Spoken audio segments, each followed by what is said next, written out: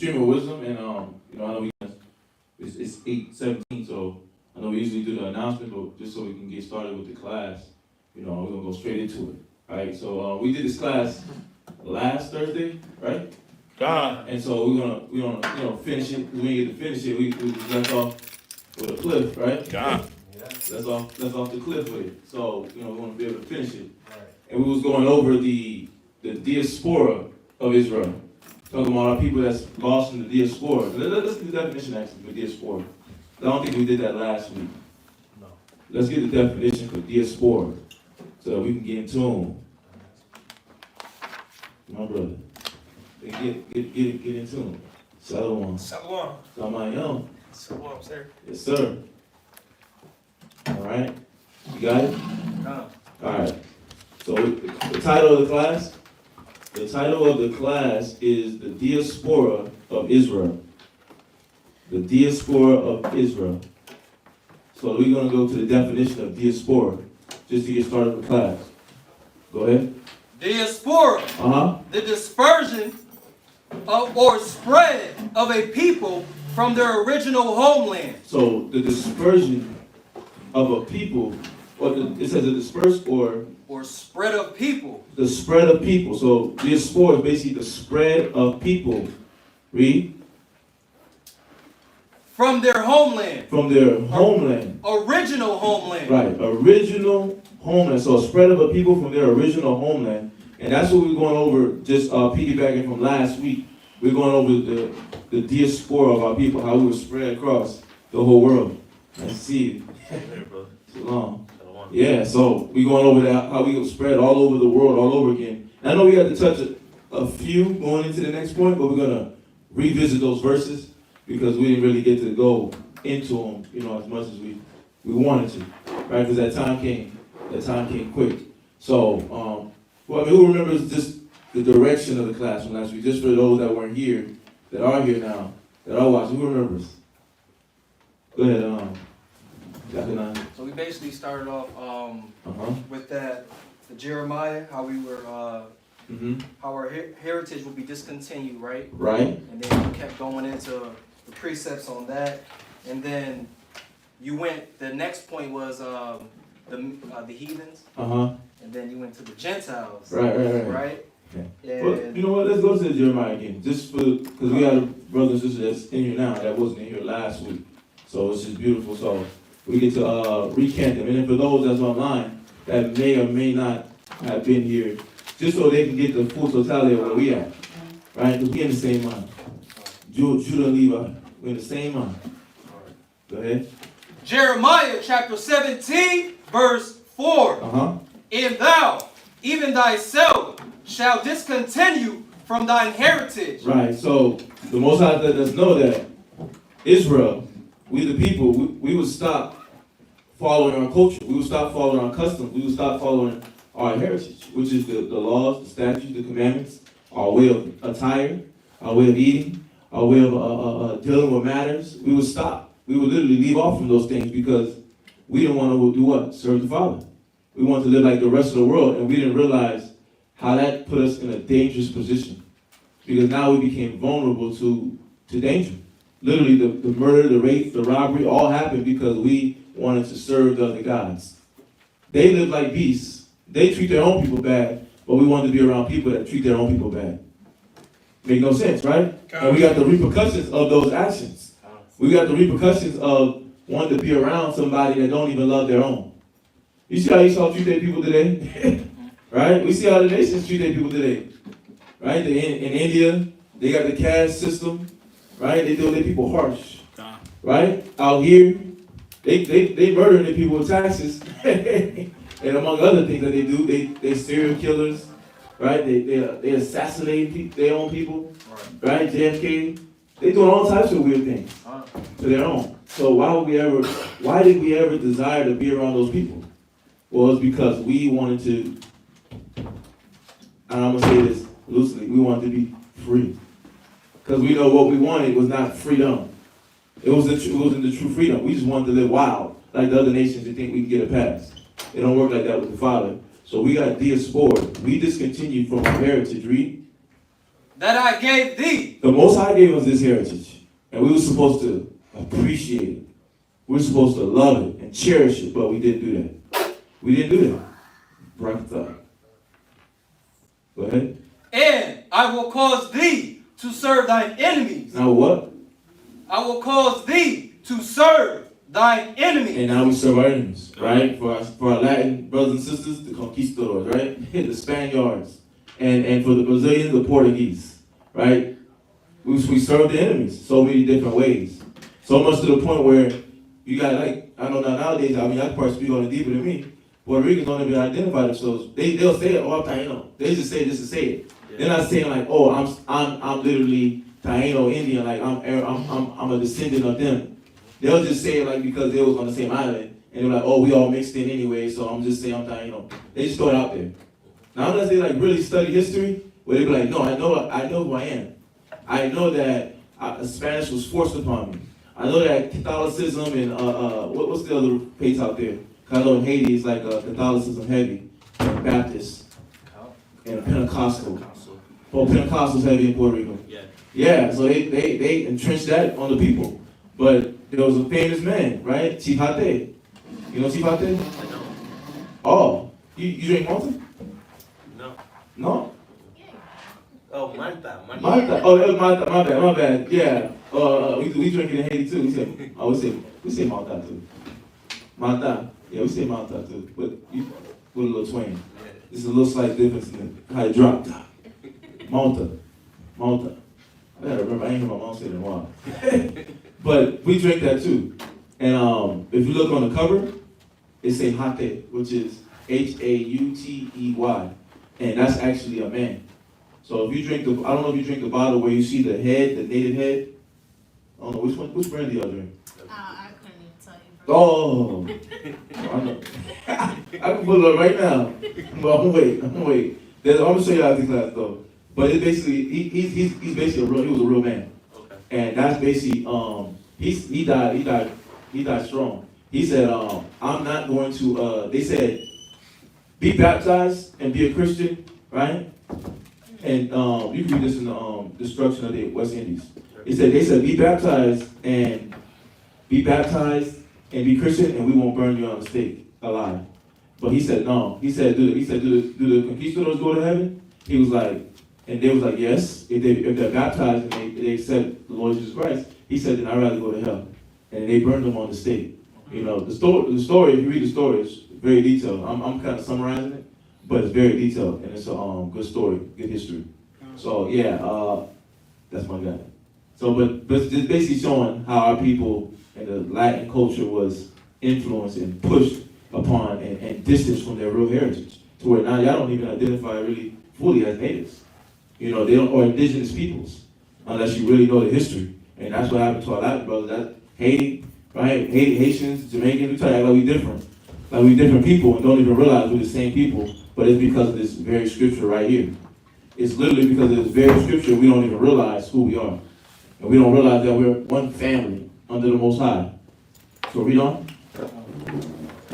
And I will cause thee to serve thine enemies in the land Go ahead. which thou knowest not. And that came with a lot. And that literally ripped the whole characteristic of us caring about family, unity, love, patience, like all those elements. We stopped thinking about those things because it's been ripped out of us, and we've been taught to live like beasts. Literally, we've been taught to literally live like beasts and accept beast behavior and act like it's normal. And act like all the good qualities that the Most High has given us is corny, right? We try to think those things as corny, but we think that the negative is cool.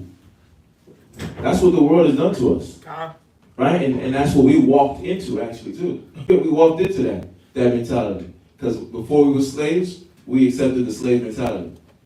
While we were still in the kingdom, while we were still living it up, while we were still free, while the Puerto Ricans were still doing what? Playing with rubies and diamonds.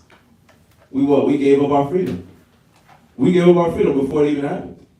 Right? When we were still over there and we straddling around, we running away, we running around in West Africa, we taking over areas. We played with our freedom. Because why? We still wanted to play around with demons. So tonight's class is what? The Diaspora of Israel, just going about where these different places we ended up at because of our what? Our sins. Our sins. Right? So let's go to this point over here. Let's go to this point over here. I'm gonna call it out too. Excuse me. I'm gonna call it out. So this point is called "Our people are still scattered among them." Our people are still scattered among them. And actually, read Isaiah 11 and 12. Read Isaiah 11 and 12. We went here last week, but it sets the stage for here this week as well too. Isaiah chapter 11 and verse 12. All right, everybody there? All right, let's go. Isaiah chapter 11 verse 12. Mm-hmm. And he shall set up an ensign for the nations, and shall assemble the outcasts of Israel, and gather together the Yeah, you can read it from top again. Isaiah chapter 11 verse 12. Uh-huh. And he shall set up an ensign for the nations. Right, so he shall set up an ensign for the nations. Let's get a definition of ensign. Let's get the definition of ensign. So this time we in there. We in a good time. So let's get that definition of ensign. To actually get the meaning, for brothers and sisters that may not know what that word means. I know for some of us it's second nature knowledge, but for every brother and sister, they may not know that. So let's get that definition real quick. So the Most High said he shall set up an ensign. Right? Who got it? Ensign. Mm-hmm. Any signal to assemble or to give notice. A what? Any signal to assemble or to give notice. A signal to symbol and to give notice. Isaiah chapter 11 and verse 12. A signal to notice. The Most High wants you to know. It's like our native brothers, right? Our indigenous brothers. What they do? Get that smoking. No, that's not smoking. But get the smoke going when they turn on the fire so that they can get the signal of the next tribe over. And say, oh, we want a council. Right? And then based off the temperature of the smoke, they'll know what type of calling is this. Seriousness. Right, what level of seriousness is in this call? Because they was dealing with that. That was one form of their communication. And that was a signal. But think about it. They had it from where? They got this method from where? Back from their ancestors. Right? You just add little methods here and there to what was already shown to you. And they were doing it. But I want you to read that again. Ensign. Any signal to assemble or to give notice. I like that definition. A signal to give notice. And the Most High said he shall set up a what? Ensign Uh-huh. for the nations. For the what? For the nations. For the nations. Right? Read.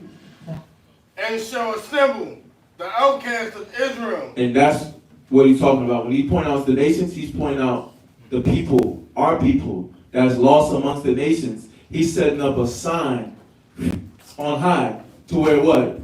Their spirit gonna be able to do what? Oh, I think I need to walk over there. They talking about what? God's people was lost over here? And they was going through what? What the hell they was catching? Oh, damn. That thing, East Indian, right? I forgot their caste system. The caste system. I know you got the caste system. But the Indians got a caste system. The Eastern Indians got a caste system of high class people and low class people, and they got these. That's a group, but that's not what I'm thinking about. You got Yeah, you got the Brahmins, which will be the so-called priests, the Kashataris, you got the Bashis, and the Shuris. But then there's another word where it shows you the lowest class of people, the Dalits. There you go, right? And they said our people was the people that were scattered amongst them, the Dalits, right? The descendants of slaves, right? Which would be the lowest class of Indians when they had their caste system going strong. And so we're lost everywhere. We're lost in these different places, but the Most High left an identification card. Like you got an ID in America, I'm my American name, Maximilian Marismi from Florida, born in this day, in this state, and that's my identification card. And I'm of Haitian or so-called, they gonna label me black descent, right? That's my identification card to know who I am. But the Most High setting up an inside for you to be able to identify. He's giving us a universal identification card that we can use, right? Wherever we at in the world, He's reaching us, and we don't.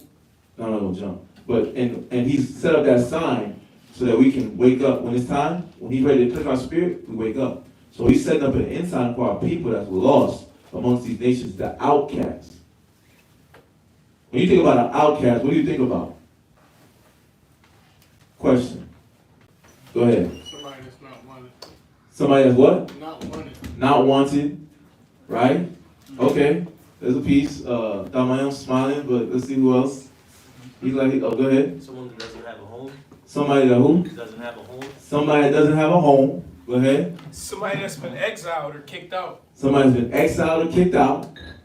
Somebody that's divided. Somebody that's divided. You betwixt, right? Is that what you mean by that? Yeah. Right, you divided in like your idea of who you are. Yeah. Okay, that's dope. Go ahead. Someone that's been like pushed away because they're probably like different. Pushed away because they're different. Look at that. We call them all the telltale signs of something that will give you an idea. Well, damn, is that me? So when you hear those guys on the YouTube video street speaking while you in India or you in Africa or you in Australia, you just came out of the jungle, right? Or you was one of the jungle tribes, then some random Edomite or some random brother just come out of nowhere being an explorer, and then you get inquisitive, and then you like, man, let me come to the States with you. Let me come to the city with you, the big city. God. Then you start learning things, you start hearing things, you start seeing dudes on the street preaching the word, and it starts to hit your spirit. Right? God. Most I do it in different ways, it's diverse. What you have to say? The black sheep of the litter. The black sheep of the liver, right? They always say that statement. The black sheep of the family, right? So all these different things that everybody's saying is sometimes the Most High just use any one of those ways based on how your life went. He used one of those ways to call you out, right? And he's not like he's hitting them any different from how he's hitting us, because we didn't know who we were at one point, God. right? God. We got a little bit smoother, right? In the sense of the Most High, he has a group of us out here, and when we read that Isaiah 49, it gives us that sign right there to be able to go off of, and it's a little bit easier.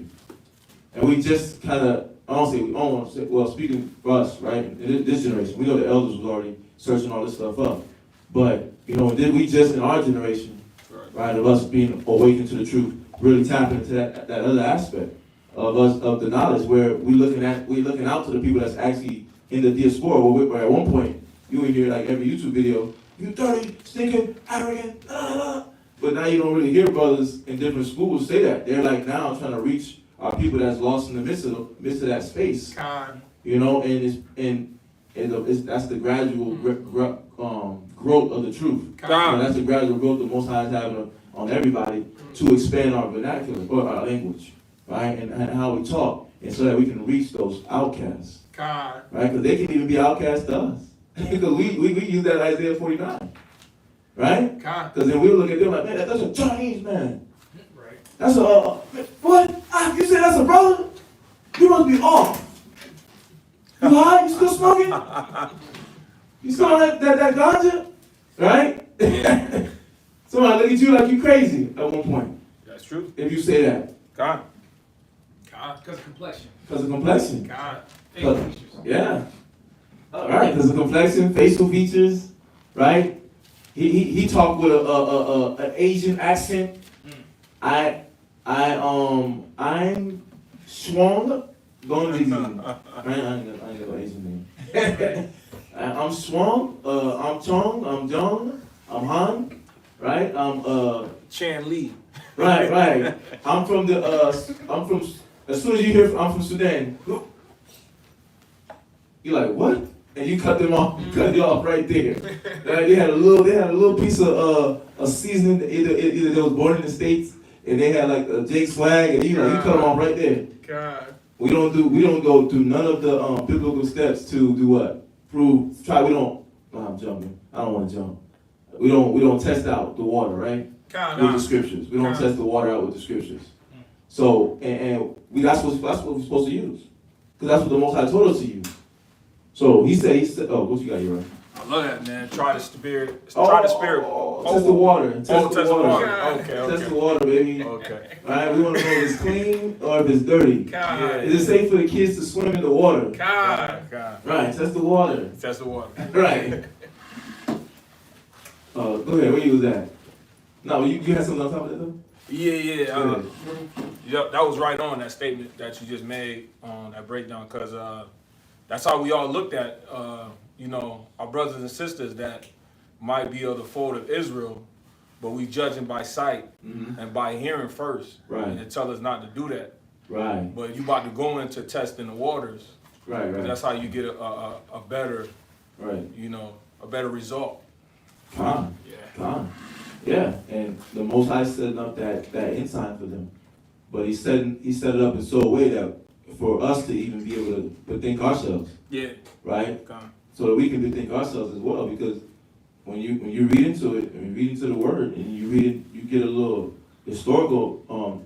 You learn a little bit of history. Yeah. You learn all the different ways we were spread, and all the different things that happened to us, and all the different ways we was destroyed, and the way the enemy just did what? Mingled us with their seed. So read that. Come. Isaiah chapter 11, verse 12. And he shall set up an ensign for the nations. I like that definition. A signal that's easily seen. Read. And shall assemble the outcasts of Israel and gather together the dispersed Go ahead. of Judah. What scripture you asking? Isaiah 11:12. Right. He said he's going to gather the what? Disperse. The dispersed. Those that have been spread around. And the spread didn't happen only in these significant moments that we know about. It happened many a time. It happened times when a brother was just going somewhere. Right? He moved out of the country. Think about it. You moved, right? I moved. I was in Miami. Right? Then I ended up in Memphis. Then I ended up in Houston. Then I ended up in Virginia.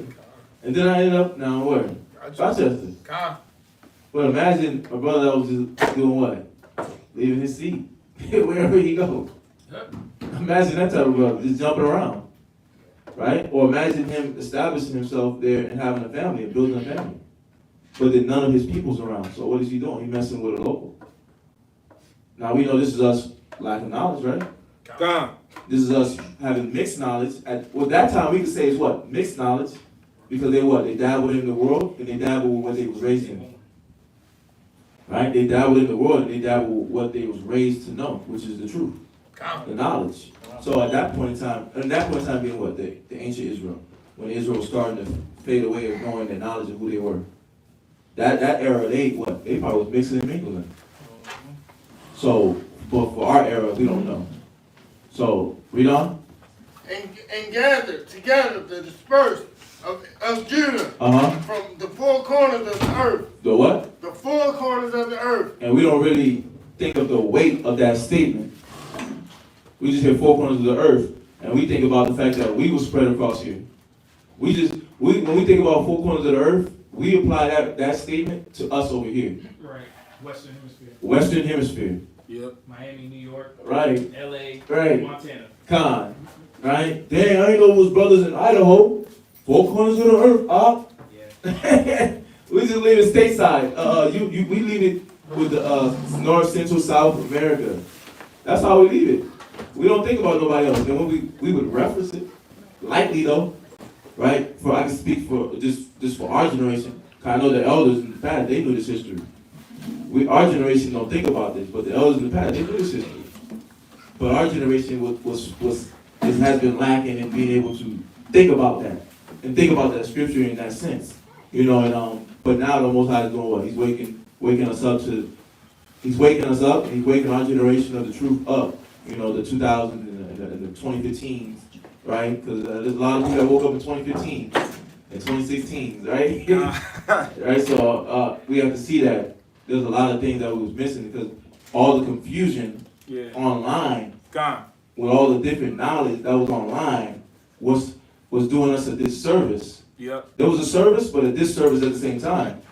Because it was easy access to the knowledge, but at the same time it was so much confusion. Yeah. Where you had to go through the confusion before you get to the actual good stuff. The stuff that would nourish your spirit, the good information, the good knowledge, like we was talking about last Saturday, right? Or two Saturdays ago.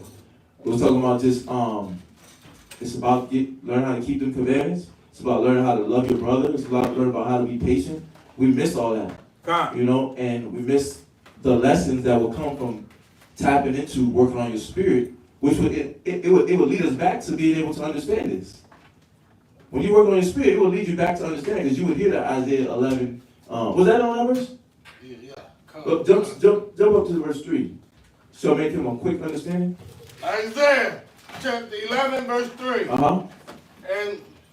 And shall make him a quick understanding in the fear of the Lord. Right, and this is going into just when the Holy Spirit jumps on you.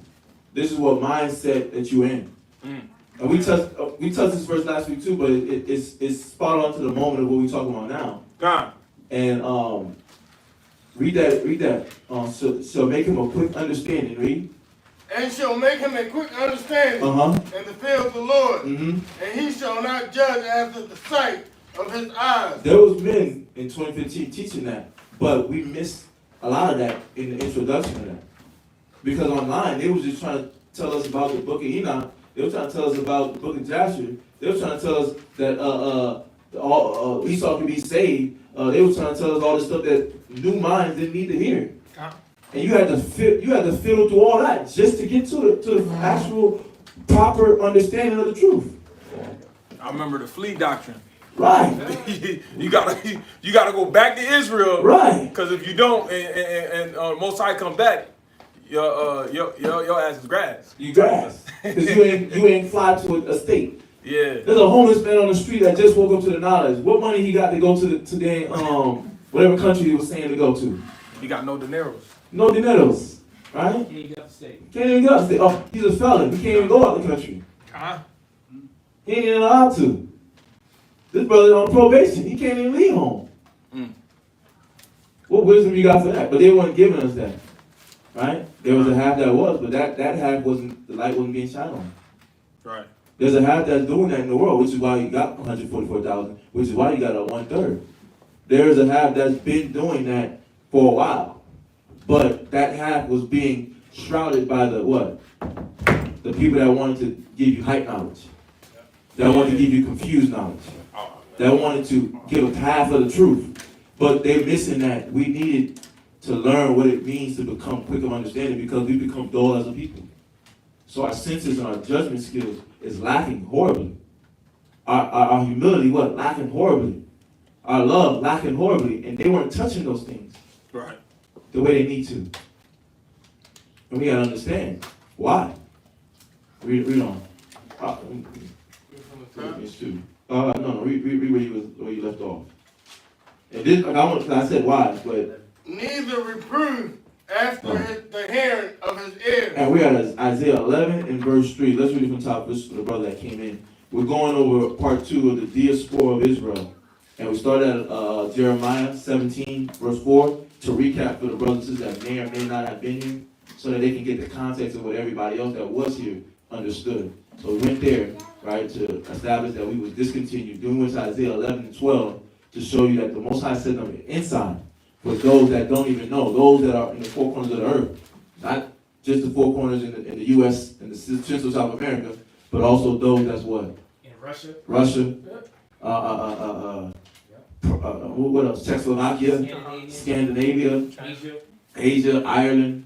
All our people that's scattered in these different places. Right? People that's in the jungles and these different indigenous tribes in Peru and in Mexico and all these different people. And then people that just spread around parts of Africa, Arab country, Turkey, all these different places.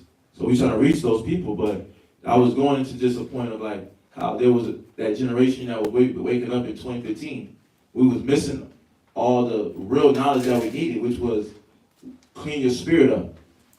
Get your spirit right. We was missing that. We was getting a lot of the flea doctrine, right? We said, Listen, 2015. Who came in 2015? oh, there. Oh, you? Oh, okay. Yeah, 2015. No, It's worse now. yeah, it's worse. And oh, yeah, this generation probably getting it worse with just all that random knowledge. You definitely not catching the spirit first when you jump online. You catching all the random information that don't even line up with the Bible.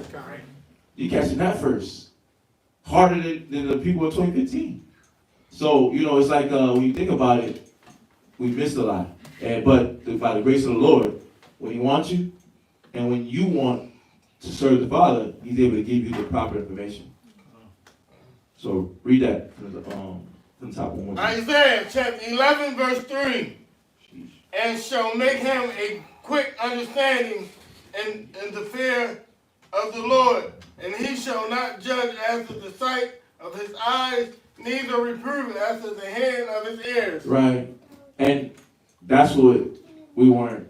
Our ears wasn't be, our spirit wasn't be trained, so that we can get to this point where we don't deal with the people that's right in front of us here, right now, in that ill manner where we got the evil suspicion and anger and pride and ego coming in, right? Mm-hmm. Because if you mastered overcoming those things, that would transcend your mind to be able to even understand this scripture on a deeper level.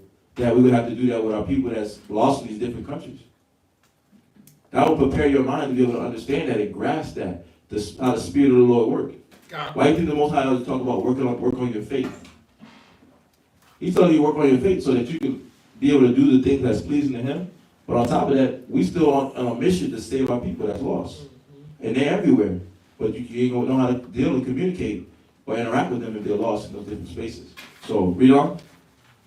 But with righteousness shall he judge the poor. Right, or righteousness. That's what we need. We needed to learn how to become righteous so that we can deal and use this Bible in the proper manner. So we were missing a lot of information. So understand, our people are still in these places, and we gotta change the way we look at the world, the way we look at history, the way we look at the Most High and the Word. We gotta learn how to balance out the scriptures. So let's go to Isaiah 10:21. God. And then we're going to read verse 22 as well.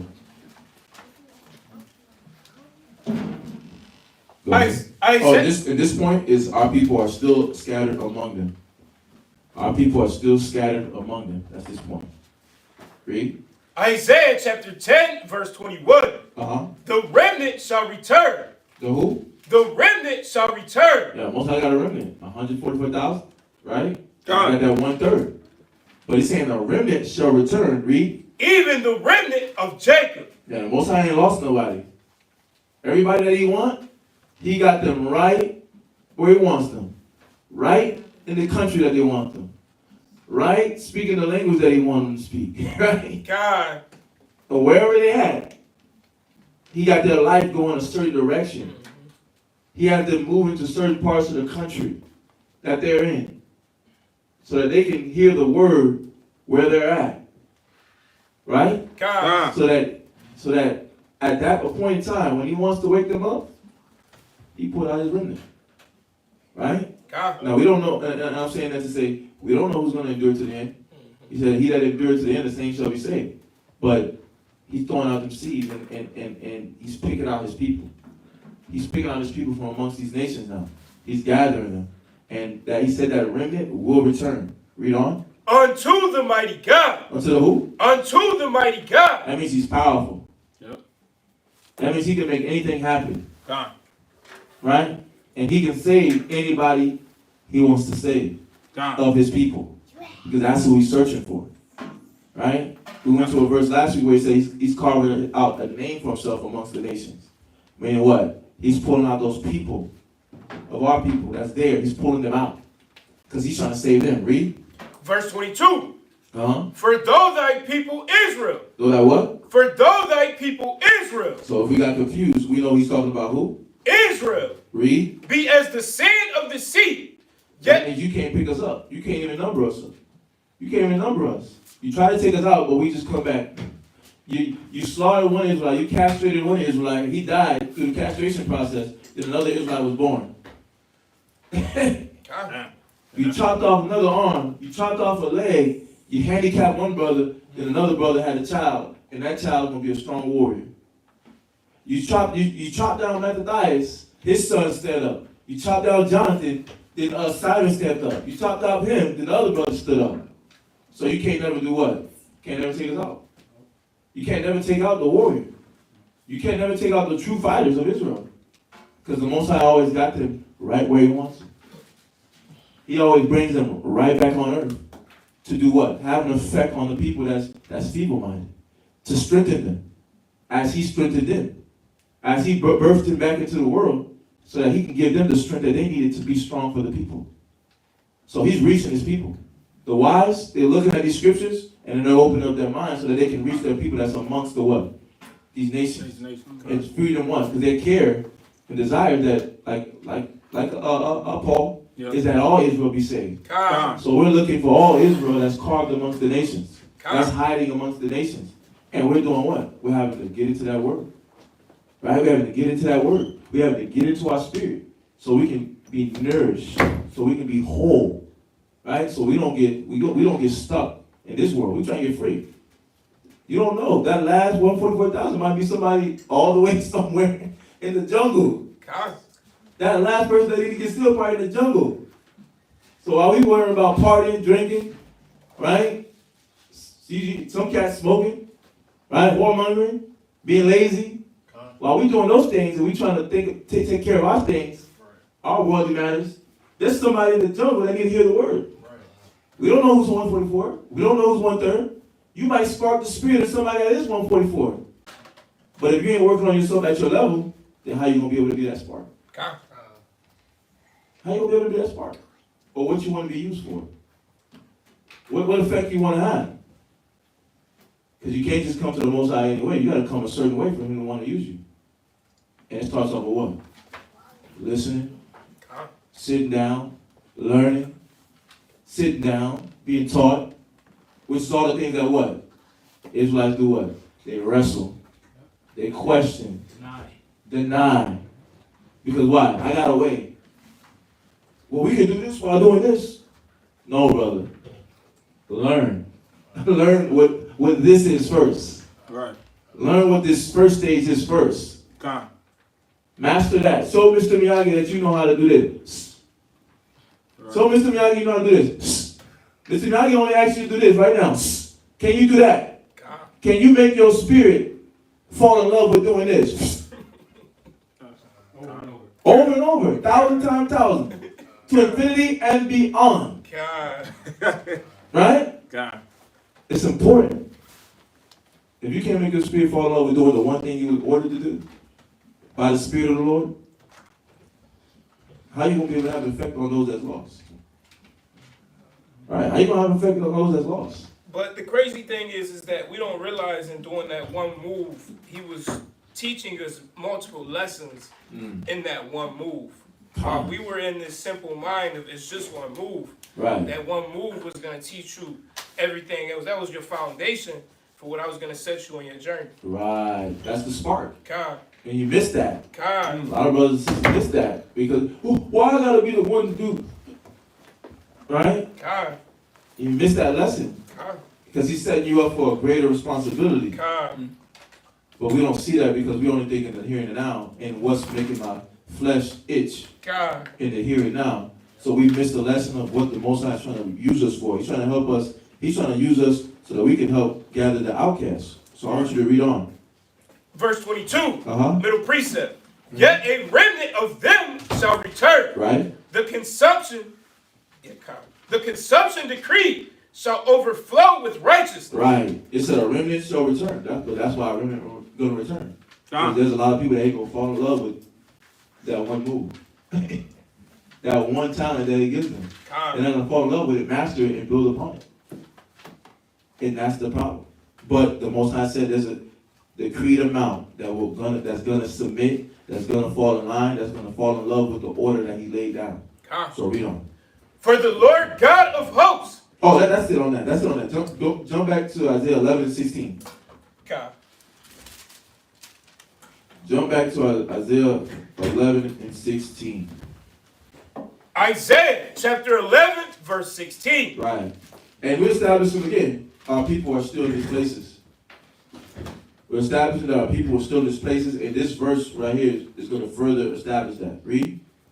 And there shall be an highway for the remnant of his people. There'll be a what? A highway for the remnant of his people. This is your path.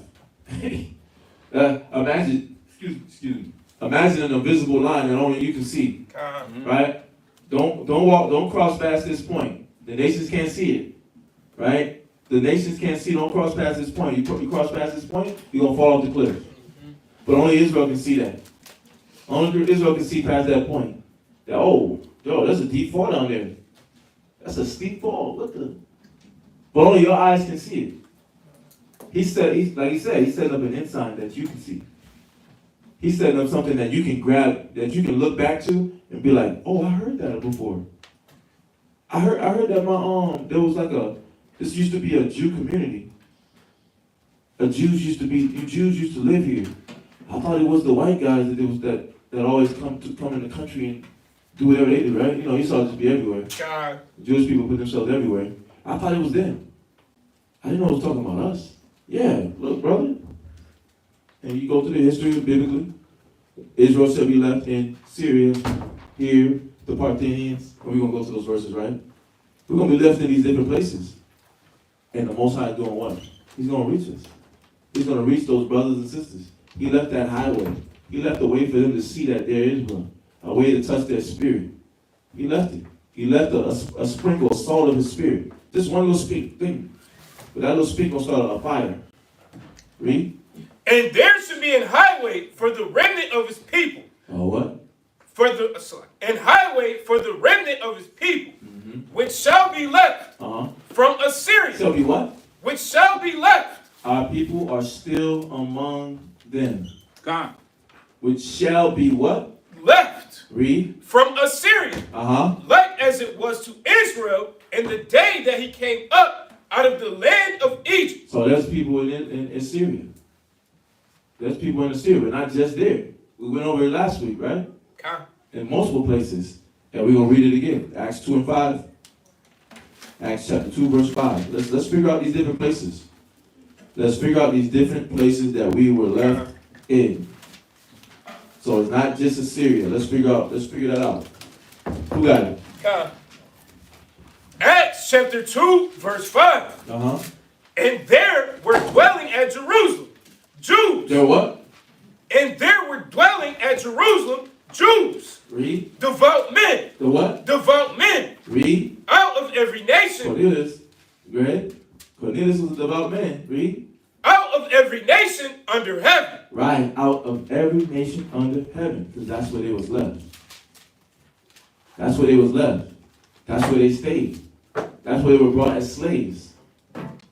Read. Verse 6. Verse 8. Go to verse 8. Verse 8. And how hear we every man in our own tongue. But these Jews, they gathered together for the Feast of Pentecost. But they're coming from every nation under the earth. They're calling themselves by different names. Right? But the Spirit opened up to them who they are, what they're supposed to be doing through the brothers going around, the Acts of the Apostles. So they're going around and teaching. Right? God. Wake up. This is who you are. This is what you're supposed to be doing. This is what Israel's supposed to be doing. You're not a Parthian. Yes, you're dark-skinned like these guys, but that's not your people. Right? That's not your people. You've been mixed and mingled. Numbers 1 and 18. Right? You better be by the house of your father. Wake up. Right? Giving them the fundamental information. The same thing we get today. The same thing we get today. Read. Wherein we were born. How hear we every man in our own tongue? Meaning what? These guys are speaking different languages. That's the key point in this verse. They were speaking different languages. And we're going to read the country that they were coming from and what languages they were speaking. Read. Parthians. Right? Which is Iran. Right? So they were speaking the Iranian language. Read. And Medes. Yeah, and think about it, because a lot of brothers, listen, That's why as we go through this class, it's beautiful. Yeah. But brothers is needed. Uh, Sisters is needed. uh. Y'all know what language Iran speaks? Arabic. Nope, not Arabic. They speak Farsi. It's similar. Farsi, you got Farsi, Arabic, it all kind of is similar, right? But the cool part about it is that who thinks about going to Iran to teach? No one? Oh, somebody.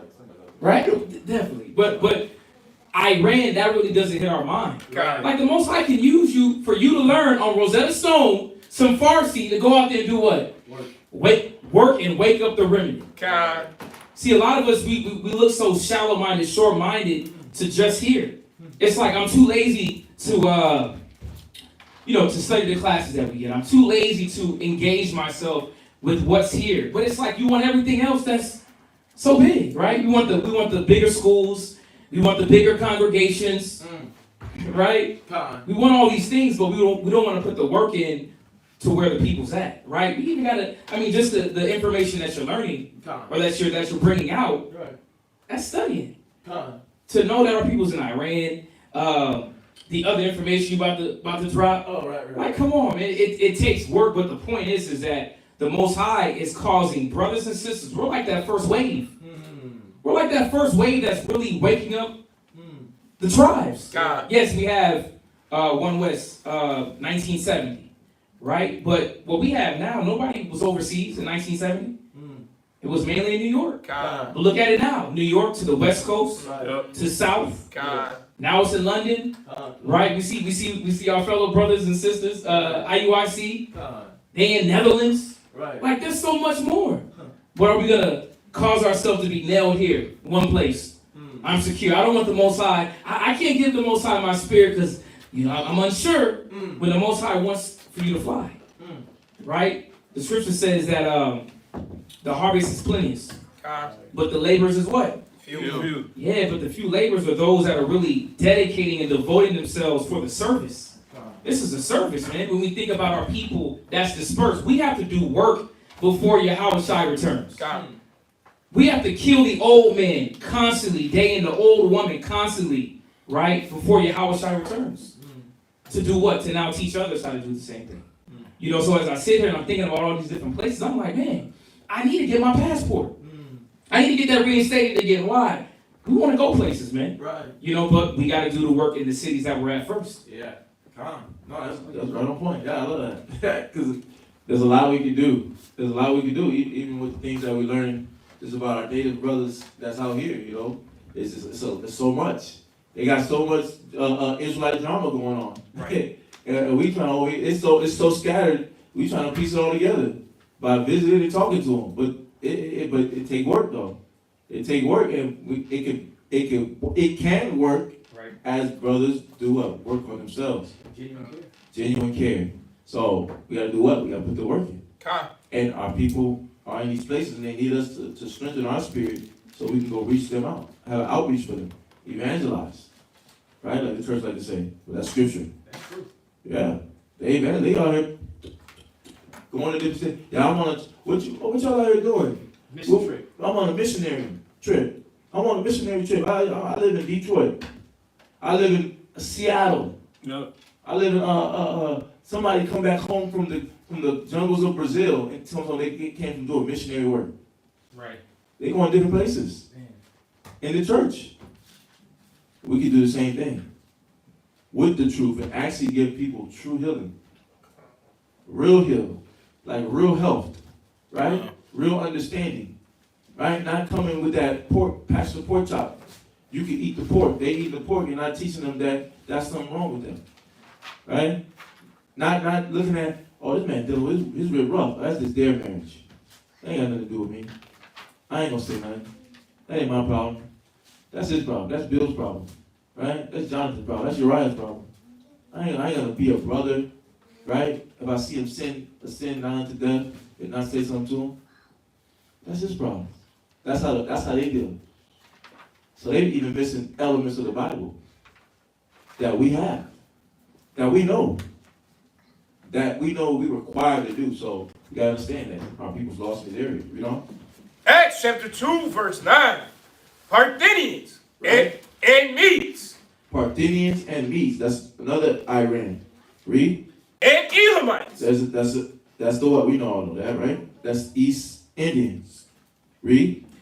and the dwellers in Mesopotamia. So that's Iraq, Kuwait, Syria, and there's multiple other regions in that area that land obviously been divided into.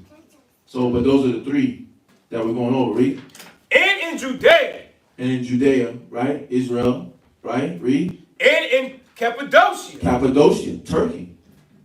There's brothers and sisters in Turkey, right? And I'm gonna share this: the little sultans, right? What they was making our people do. The little sultans, the Turkish sultans, and then how they play their part with the Arabs and the Africans.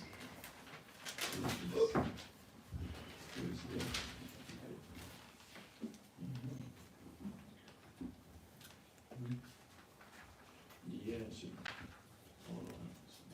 Hold on, I want to give y'all this. Oh, there you go. That line right there, number 7. So this is Nation No Color Line, page 114, and this is like, yeah, Nation No Color Line, page 114, and then we're going straight to the point. Yeah, section 7. It says blacks were seldom permitted to marry among their own people. So this history is going into just how we were enslaved by the Arabs and how they was creating all these different harems. Harems is like brothels, sex places, sex workers, and it's showing how they had us living in this slave, in this captivity, in this era dealing with their people, right? And it's showing that they didn't even allow us to marry amongst each other. So you wasn't allowed to marry your rib. Right? You wasn't allowed to marry your rib. So if you wanted to marry, if I wanted to marry a so-called Haitian sister, I wasn't allowed to do that. So I had to deal with I had to deal with somebody of another nation. I wasn't even allowed to deal with my own people. Why? Because they wanted to what? Wipe out our nation. God, They wanted the name of Israel to be what? No more. God. Because even during that time, if they were, even if they were doing that rule, they had another thing they was doing. They was castrating us. So you got to think about it. And in this book too, it tells us. Let me show you. Oh, there, right there. Watch. Oh, he estimated. Right. So this is again National Color Line, page 114. Mm-hmm. He estimated that in the Greco-Turkish region have been brought in over the centuries 100,000 Negroes by each generation, most of whom died from overwork. Look at the treatment they give our people. Look at the treatment they give our people at that time. It's hundreds of thousands by the generation. You think really they really took us out? The Most High, the men would probably run around, sleeping with the women on the lawn, if they weren't castrated, God, right? Doing what they was doing. God. Literally, and if they accepted the religion, they was able to roam free. If they accepted the Arabic religion, the Muslim culture, they were accepted to run around free. And there's more information there, but I just wanted to give that little portion right there, that there was a lot of us in Turkey. But even before them doing that, we were there. It just said that in Acts. They had men coming from Turkey, Cappadocia. We were born about 100,000 though, even in that time. So but what I'm showing here with this reference information, because it's not the Bible, this reference information, this historical reference, is that by thousands, our people's everywhere. They said 100,000 by the generations. So that means there was getting a bunch of people in. A bunch of people was coming through. So I mean, a lot of us, and as I read through this, y'all gonna hear Turkey come out a lot. So the Bible is substantiating this statement, and this is years before this part even happened. And I said it that way for a reason, because these books don't substantiate the Bible. The Bible substantiates these books, because the Bible is unadulterated, unbiased history. Right? So these are reference history books. So it said 100,000, and then it said we weren't even really allowed to marry each other. So how many different nations of women? And you know, Jake, he liked to have tribes. He liked to fruitful multiply. So if they had an opportunity to sneak around, and I know cats wasn't in Joseph's spirit where They was holding it down. Not everybody was in the Joseph spirit. God. Like, get away from me, woman. Right? God. Not everybody was like that. They was going down. Right? The brothers was laying their seed in these different places. So we got to see that we're everywhere. And y'all gonna hear the name Turkey and a couple more. Go ahead. And Pontus. Turkey. I'm giving y'all the modern day names for these places. So Pontus was what? Turkey. Turkey. God. Read. And Asia. Turkey / Syria. That's that Asia Minor. Read.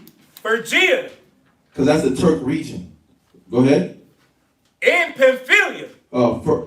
Phrygia, which is Turkey. Pamphylia, which is Turkey.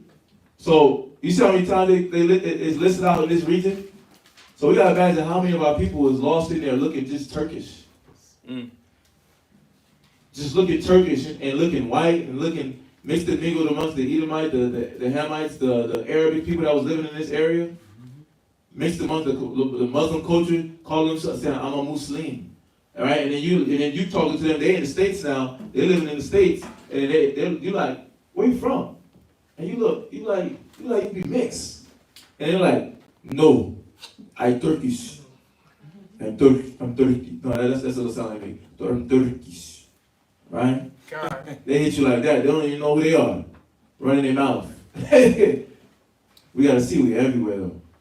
Right? God. What's the point of this class? We gotta see that the Most High is moving things, and He's moving the pieces, He's moving in play. What work you want to put in before He comes? What effect do you want to have on your people before He comes? How do you want to be able to stand before your house and say, what work did you do to help your people? Right? What outreach did you try to make for them? What insight did you help set up? For them to wake up, for them to have a chance.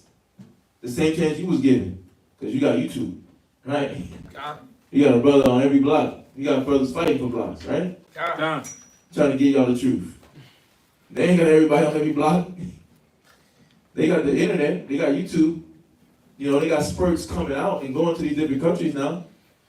But they didn't have that. So we got to see that this information is important for us to know. So read on. In Egypt. In what? In Egypt. Yeah, there was in Egypt too. There was in Egypt as well. So we got to see, we were in all these different places. We were in Egypt as well. Watch this. And particularly, we're going to go, I want you to read it again. Read on. And in parts of Libya. Libya, read. About Cyrene. Cyrene. So we were what? In North Africa. We were in North Africa. So I'm going to go,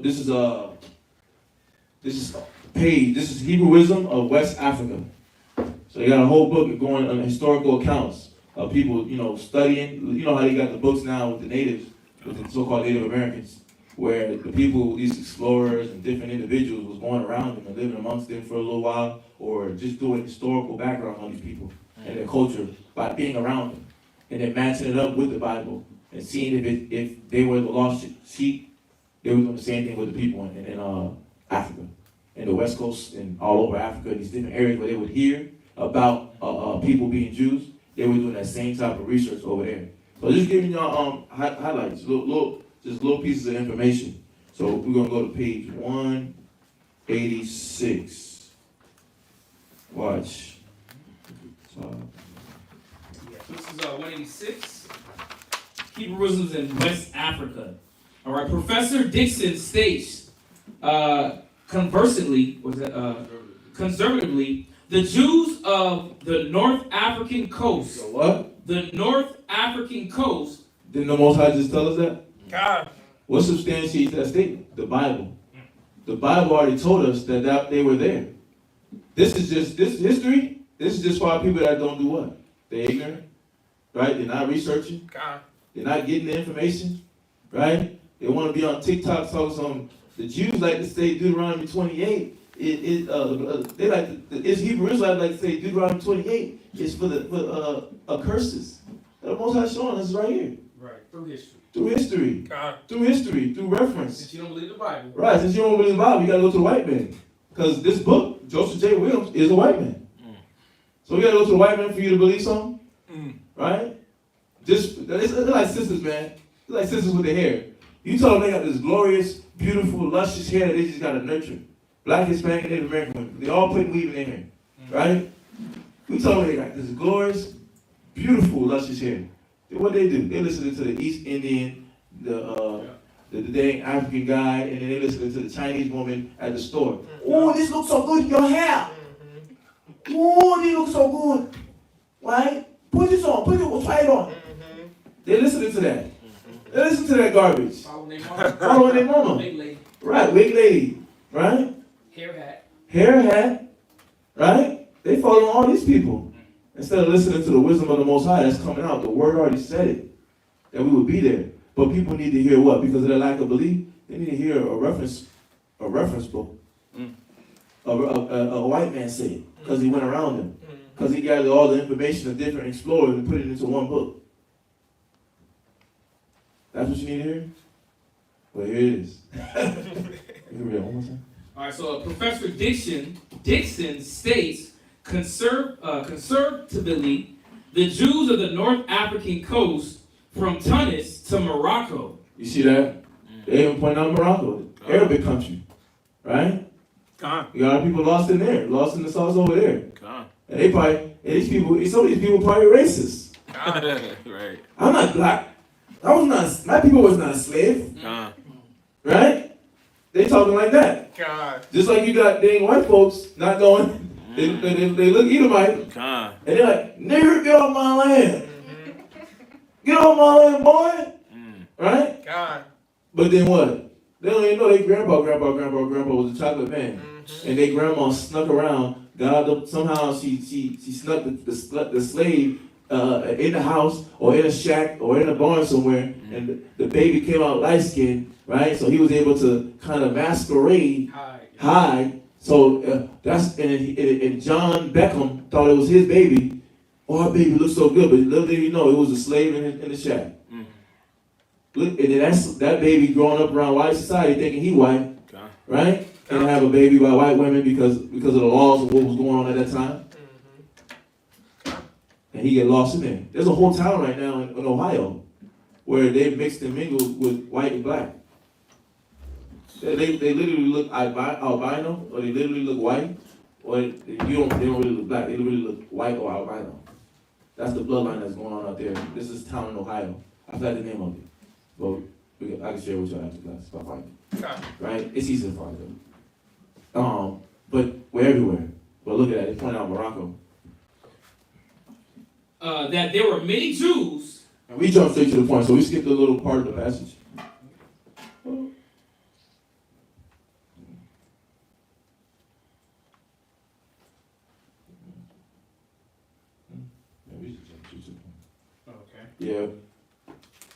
Yeah, we can just jump straight to the point. Yeah. So we basically going straight to the point. There's more information in there, but we're gonna go straight to the facts where he just saying. Right? He's literally just saying. So and they give you history background, so y'all can go back and you can get this book.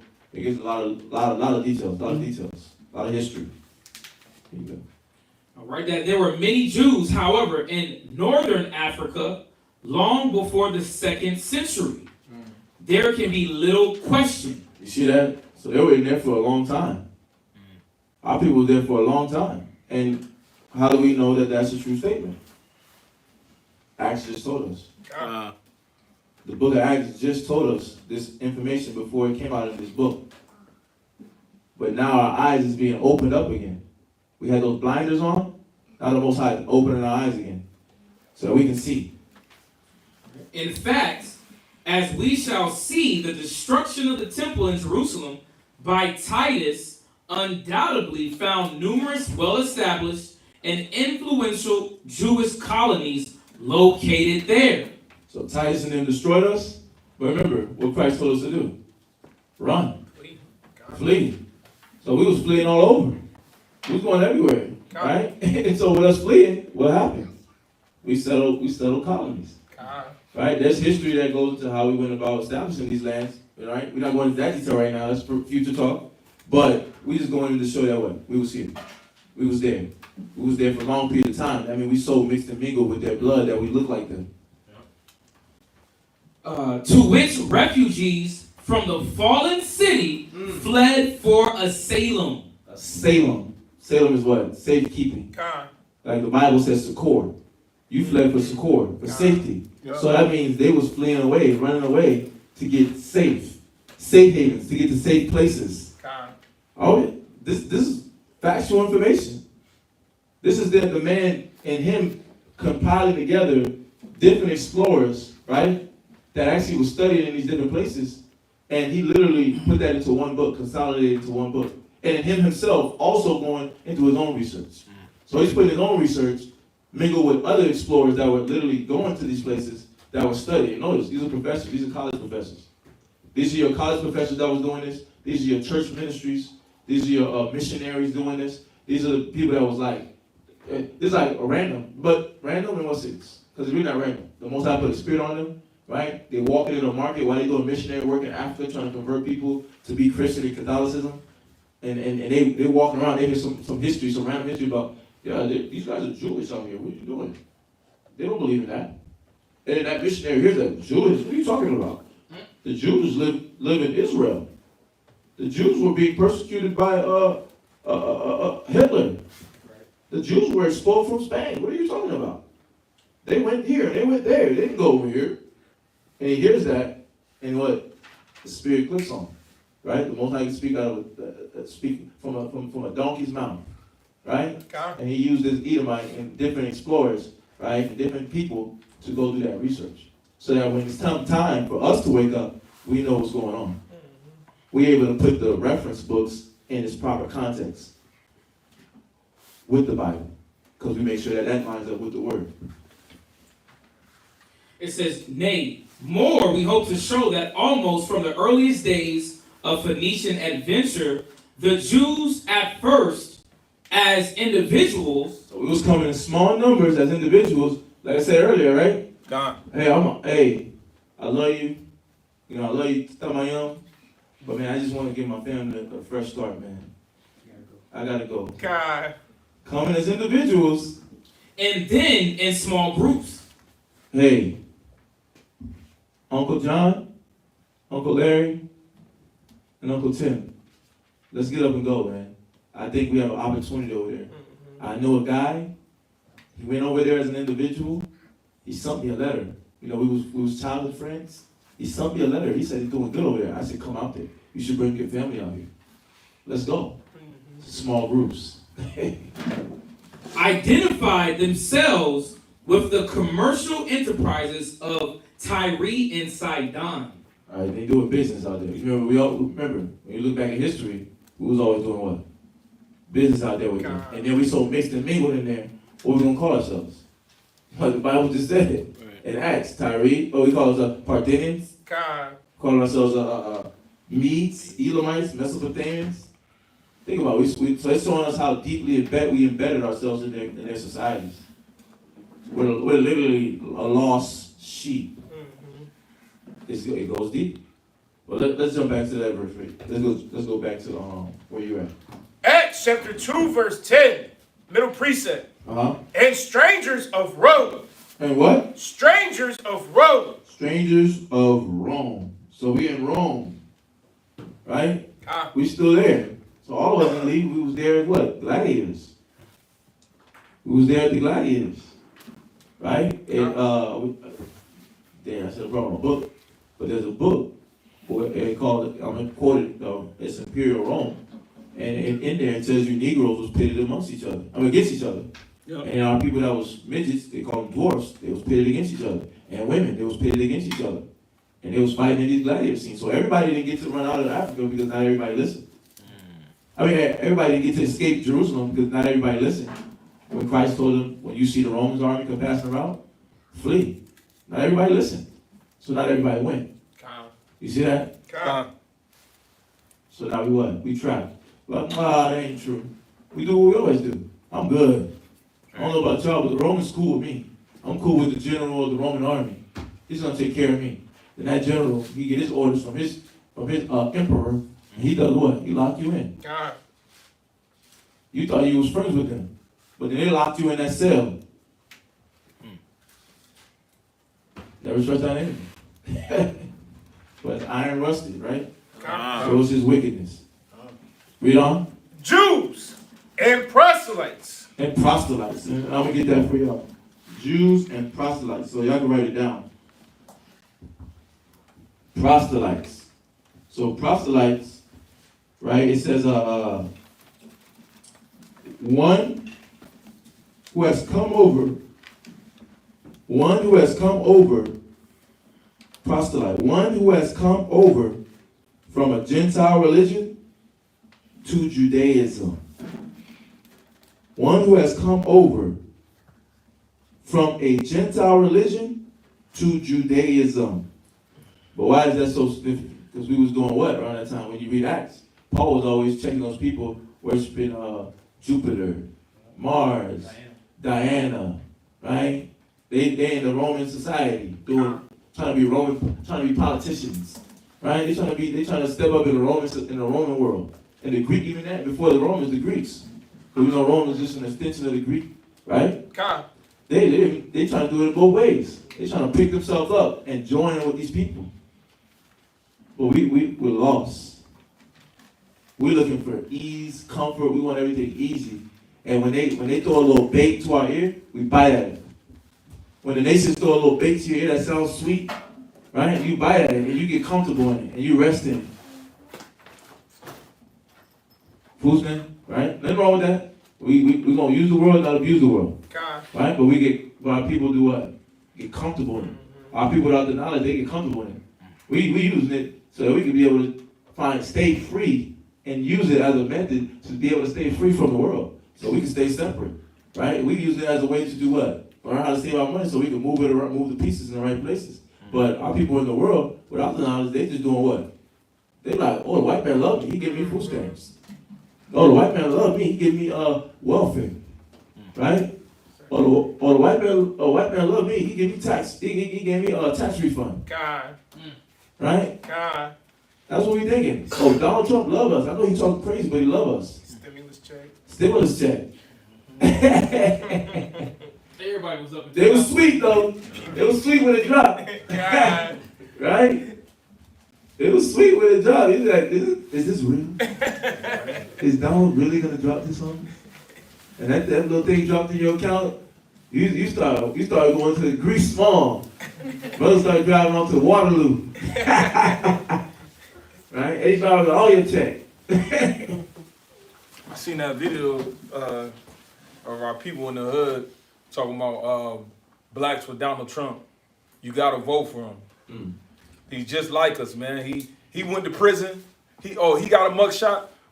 You know, some of us out in the street got a mugshot. Wow. They was trying to make similarities. That ain't even there. They ain't even there. He ain't even seen it that way. And a brother was doing a music video. He had the chain with Donald Trump, with the Donald Trump ring. And I'm like, come on, Jake man. is mad. Jake is mad. We probably ain't no way. But if you stuff like that, our brothers and sisters, they peace in their brain, not knowing the scriptures. Never turns that in. And we get caught up in this world, and what happens? You get stoned. You get stoned. The Spirit's trying to wake us up, man. He's trying to wake us up so that we can have an effect on those that's around the world. And this is important information for us here to know, because, like again, there's work to be done. There's work to be done, and the Most High said it. And we talked about this today in the morning meeting. They said Proverbs, I don't know, let's go to Proverbs 11:24. Proverbs 11:24. Did you finish? I ain't give you the definition, right? Okay. So that's one of our people that's converted over. Right? Because I know a lot of people, you might look up the definition, you get confused. That's how people that converted over. Because how do we know that? How do we know that matches up with that definition matches up with the scriptures? Who did Christ die for? Israel. Who did the Most High say he's going to save? Israel. Who did the Most High said he made a covenant with? Israel. Do y'all know verses to support this claim? God. Okay. I just want to make sure. Because if not, we can go to the verses just to prove that this is talking about Israel. Right? Because the narrative never changes. Don't let the world trick you. Don't let nobody trick you into thinking that the narrative changes because you may look up the definition of proselyte and they might say a stranger, an alien. Right? You want to say a newcomer. No, that newcomer, that stranger, that alien they're talking about, is talking about us that our knowledge was darkened and we was alienated from the knowledge of the Most High. God. Right? That stranger that's talking about is talking about those people that was left in Assyria, Libya, right? And they doing what? They moving in a strange spirit. Gentile-like spirit. So we gotta see that. The narrative never changes. So we jumped to where? Isaiah, Proverbs 11:24? That's the liberal soul, right? No. Oh, Proverbs 11:25. Proverbs 11:25. The liberal soul. Proverbs 11, verse 25. Go ahead. Proverbs 11, chapter 11, verse 25. Uh-huh. The liberal soul shall be made fat. The liberal soul shall be made fat. Right? So this person that's liberated, freed, right, from their captivity, their captive mind, and if they go and they help another person that was captive in their mind, what will happen? They shall be what? And he that watereth shall be watered also himself. Yeah, you're going to be made fat. That means the Most High is going to increase your spirit. He's going to increase your understanding. He's going to increase your love. But you're like, well, damn, how do I be patient, man? When is this patient spirit going to dwell on me? Well, start giving yourself, right? Go through the exercise and put yourself in giving yourself, and then the Most High will hit you with that natural affection. It literally happens like that, right? It's not church, but it literally happens like that. Where you're doing it, and as you're doing it, you're resisting a mentality that's trying to come in and overtake you, which is what? The old man. You're resisting that part of you. You're kicking it out. But you have to do this every day. From the moment your eyes open up, when somebody's instructing you, when somebody's talking to you, when you're told to do something, you have to resist it. When you know you have a responsibility, nobody's talking to you, and you know exactly what that responsibility entails, you have to resist that mind. And then when that moment comes, the Most High will do what? Twinkle you. That's when that spirit can rest on you. And you have to do the same thing you did to get to that point with everything else. So that soul is going to be made fat. Read. And he that watereth. And he that watereth shall be watered also himself. And then you're going to be watered also. So as you teaching, as you giving yourself, as you sacrificing your life, and you putting your selfishness to the side, the Most High is going to give you back. Yeah, the Most High. The Most High is going to give you back. Right? He got your back. You ain't got to worry about nothing. That's why you think he told the apostles in the New Testament, don't bring script, don't worry about this, don't worry about that. I forgot what the verse is exactly saying, but he said, don't bring certain things. Don't worry about these things. Where are you going to sleep? Where are you going to eat? The crows. I feed the crows, right? So it's an easy thing to feed you. He said that for that reason, because he knows that you're doing work for him. So as an employer, right, I'm going to take care of you. If Amazon in a warehouse could just stack up refrigerators with food and Rudy Poo snacks for the people that work there, what do you think the Lord going to do? The workers don't even have to leave the compound in that Amazon warehouse out here. They can just eat over there. If them T-Mobile could take care of their call center people where they got a movie theater and a gym, what do you think the Lord can do for you? That's an appetizer meal that they got, that they can't even use. They get fired. They can't use it. Right. What do you think the Lord will do for you in your house, your family, brothers and sisters around you? He's going to make you fat if you give yourself. Water is what? The wisdom, the word. So if you use the word in your life and you water somebody else with that word, you give somebody else wisdom, then the Most High can deal with you. The Most High can increase your spirit. You got some? Oh, okay. Use it. Oh, yeah, 936. We got 936. I'm going to try to get to it. Oh, we're still on that Acts. Still on that Acts. Yes, sir. Oh, you got this verse one? No. That's what I feel. That's what I feel. Acts 2 and 11. Acts 2 and 11. Yeah. Yeah. Well. And I gotta get this one. I love this one. Everybody knows this one. We can't leave this one out.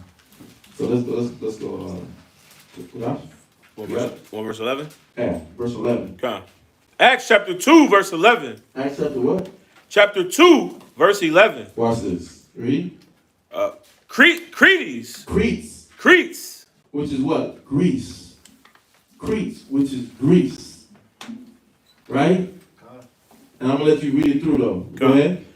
Cretes and Arabians. And who? Arabians. We just went over that a little bit, right? Go ahead. We do hear them speak in our tongues. What? In our tongues. So they was hearing them speak in their language. You speak in Spanish, I'm speaking English. You speak in Arabic, I'm speaking Haitian Creole. We understand each other. But showing them what? We speak in different languages. Cretes, here in our own tongues. Read. So, do we hear them speak in our own tongues the wonderful works of God? Beautiful thing, because this was a beautiful moment that was happening here at the Feast of Pentecost. Worthy of recollection, meaning what? Recollection, excuse me. Which is what? Us getting that written history about it, because this is something significant in history. This is us coming together as a people. It's just like now. Us coming together as a people. This is a significant moment in time. You sit in this class taking these notes, learning the word. This is a significant moment in your life. The greatest moments in your life are now in the truth. And the Most High is recording them. He recorded your worldly life, but he's going to do what? He's going to wake at that ignorance. If you're doing what? You do the works here, and he's going to give you a clean slate. If you do the works here. But that was a wonderful moment. That's why the Most High pointed out. Why? Read. Verse 12. Verse 21.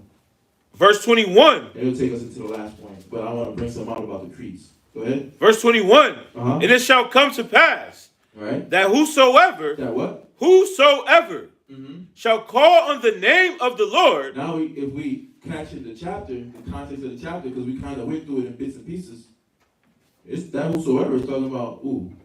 Israel. It's talking about Israel. And there's other verses in the Bible to support the claim. Right? Read. Whosoever shall call on the name of the Lord shall be saved. That's why it was significant. That's why this moment was crucial. And that's why it's crucial for us even now. If we call on the name of the Lord, if we pull our brothers and sisters that's out amongst these nations, out of there, and they call on the name of the Lord, they get the opportunity to be saved. They get a better chance at life. They don't got to think that they what? That they Nagas in the Philippines. Right? Little niggas. Right? Little negritos. Excuse my language. Right? They don't got to think that. They don't got to think, I'm a Dali. I'm an untouchable. So the higher society East Indians don't touch me. They don't be around me. They don't talk to me. They look at me as a vagabond. Right? I don't got to be looked at as a Somali Bantu. There's a little history on that. Right? Where, I wish I had a book on it, but I got this history. I was looking at this history on the Somali Bantus. I'm going to show y'all what they say about themselves. About how they get treated over there by the natural born Somalians. So Somali Bantus is basically descendants of slaves, and they know that. And then the Somalians are the natural born Somalians, which are a mixture of Esau, Arabs, and Africans, which would be Egyptian Africans, that were pushed down into that area. Okay, so I want to give y'all this little piece right here. This little piece of information. There's a little piece of information just on that, just because I said it. Just a little piece. Man, okay. I got one over here. Watch here. I'm going to show y'all real quick. So, whosoever shall call on the name of the Lord shall be saved. We trying to reach these people that look down like this. Watch this. It says, the Somali Bantus were brought to Somalia in the 19th century. Right? So I'm reading off the globalhistorydialogues.org. The globalhistorydialogues.org. So you can check that out yourself. Right? It says, I'm going to read from the top. While the current population of Somalia is 16,418,255, right? So over 16 million plus people. Only 600,000 of them are Somali Bantus. That's what they say. The Somali Bantus belong to 5 clans: the Majindo, the Mayansa, Mikua, Mizua, and Mulima, with numerous subclans. Their origins are in the several African countries such as Congo, Mozambique, and Tanzania. And our people's over there in these areas too. It said the Somali Bantus were brought in Somalia in the 19th century by a slave trader called Barkash. So Barkash is basically like, those are like, looked it up. It was like officers, and they were very high-ranking men, basically. So it's not a particular man, it's like a high-ranking. It says, Bantus endured, this is the part that we want, Bantus endured centuries of oppression working as agricultural laborers. In the 20th century, listen to the way they was living. Italian colonizers abolished slavery in Somalia, but later established over 100 plantations in the Juba and Shabelle River valleys, introducing a labor law that forced Bantu people to work as farm laborers. So they forced them to work as farm laborers in plantations owned by the Italian government. Wow. So I'm gonna abolish slavery in the country, but I'm gonna make you my slave. Right? And look what happens. Fast forward to 1991, right? After the Civil War broke out in 1991, the Somali Bantus claim, listen up, they make the same claim that we make over here in America. What do we always say about our atrocity? Nobody's been through what we've been through.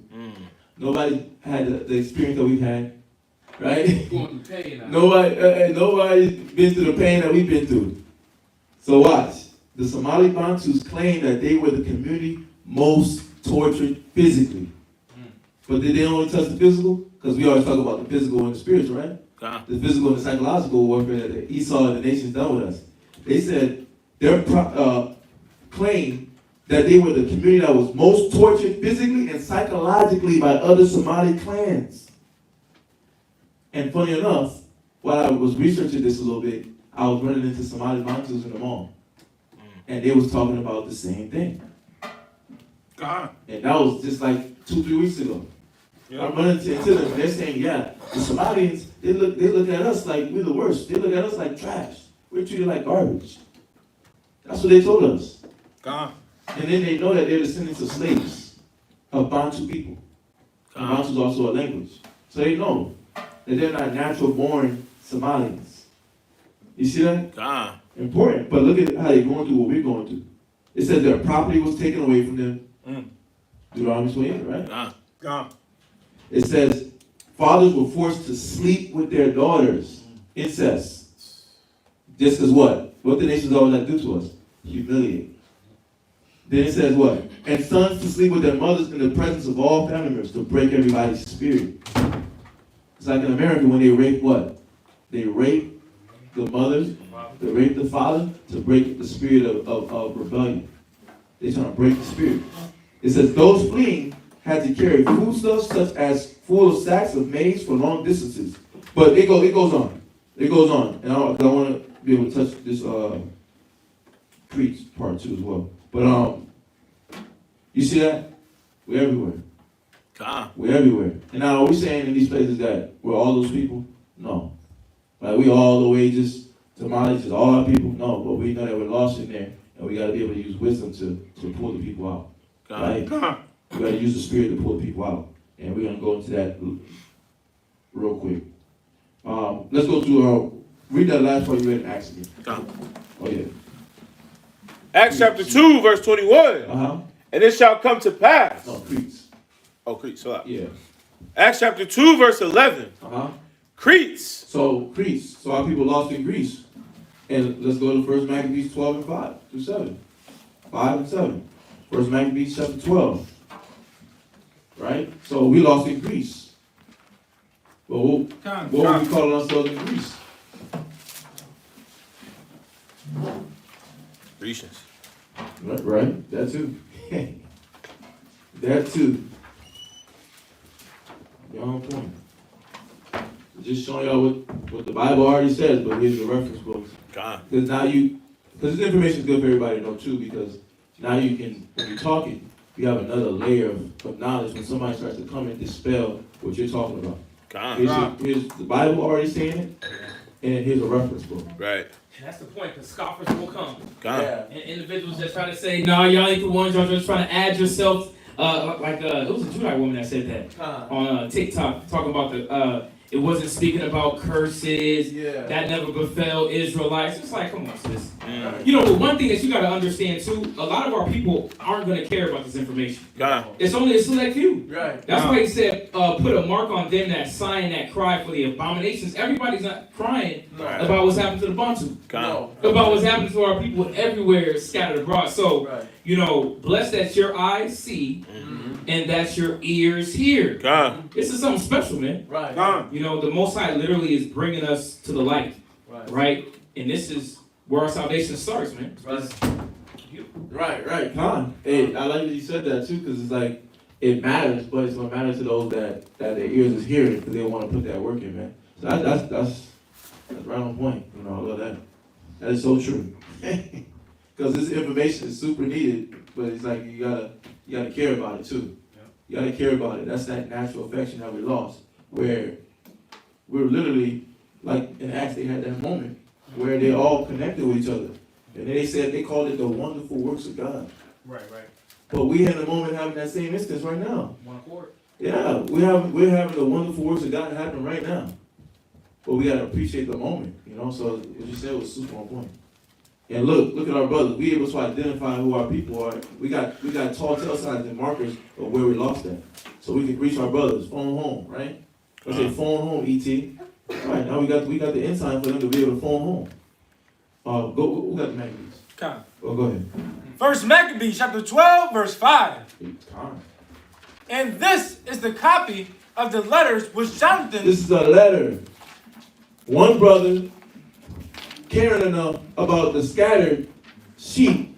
Man, what you said was so powerful, because this brother wrote a letter to our people that was scattered in a whole other country, living just heathenistic, and having only the remnants of the knowledge of who they are.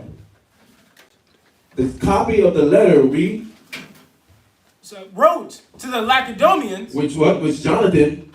Which Jonathan wrote to the Lacedaemonians. Right, this is Mattathias' son. This is the Levites. This is the Maccabees. This is a famous man in the Bible, right? Famous for a reason, because he gave himself for the spirit and for the body. And this man is writing a letter to our people that's lost somewhere else, that's been living like heathens somewhere else. Read. Jonathan, the high priest, and the elders of the nation. Do you care about the lost? Do you care about the feeble-minded? Do you care about the faint-hearted? Do you care about the druggie addict that you see limping like this in the street? Right. Do you care to see an end of that? Do you care enough like Eleazar when he threw that spear because he see wickedness?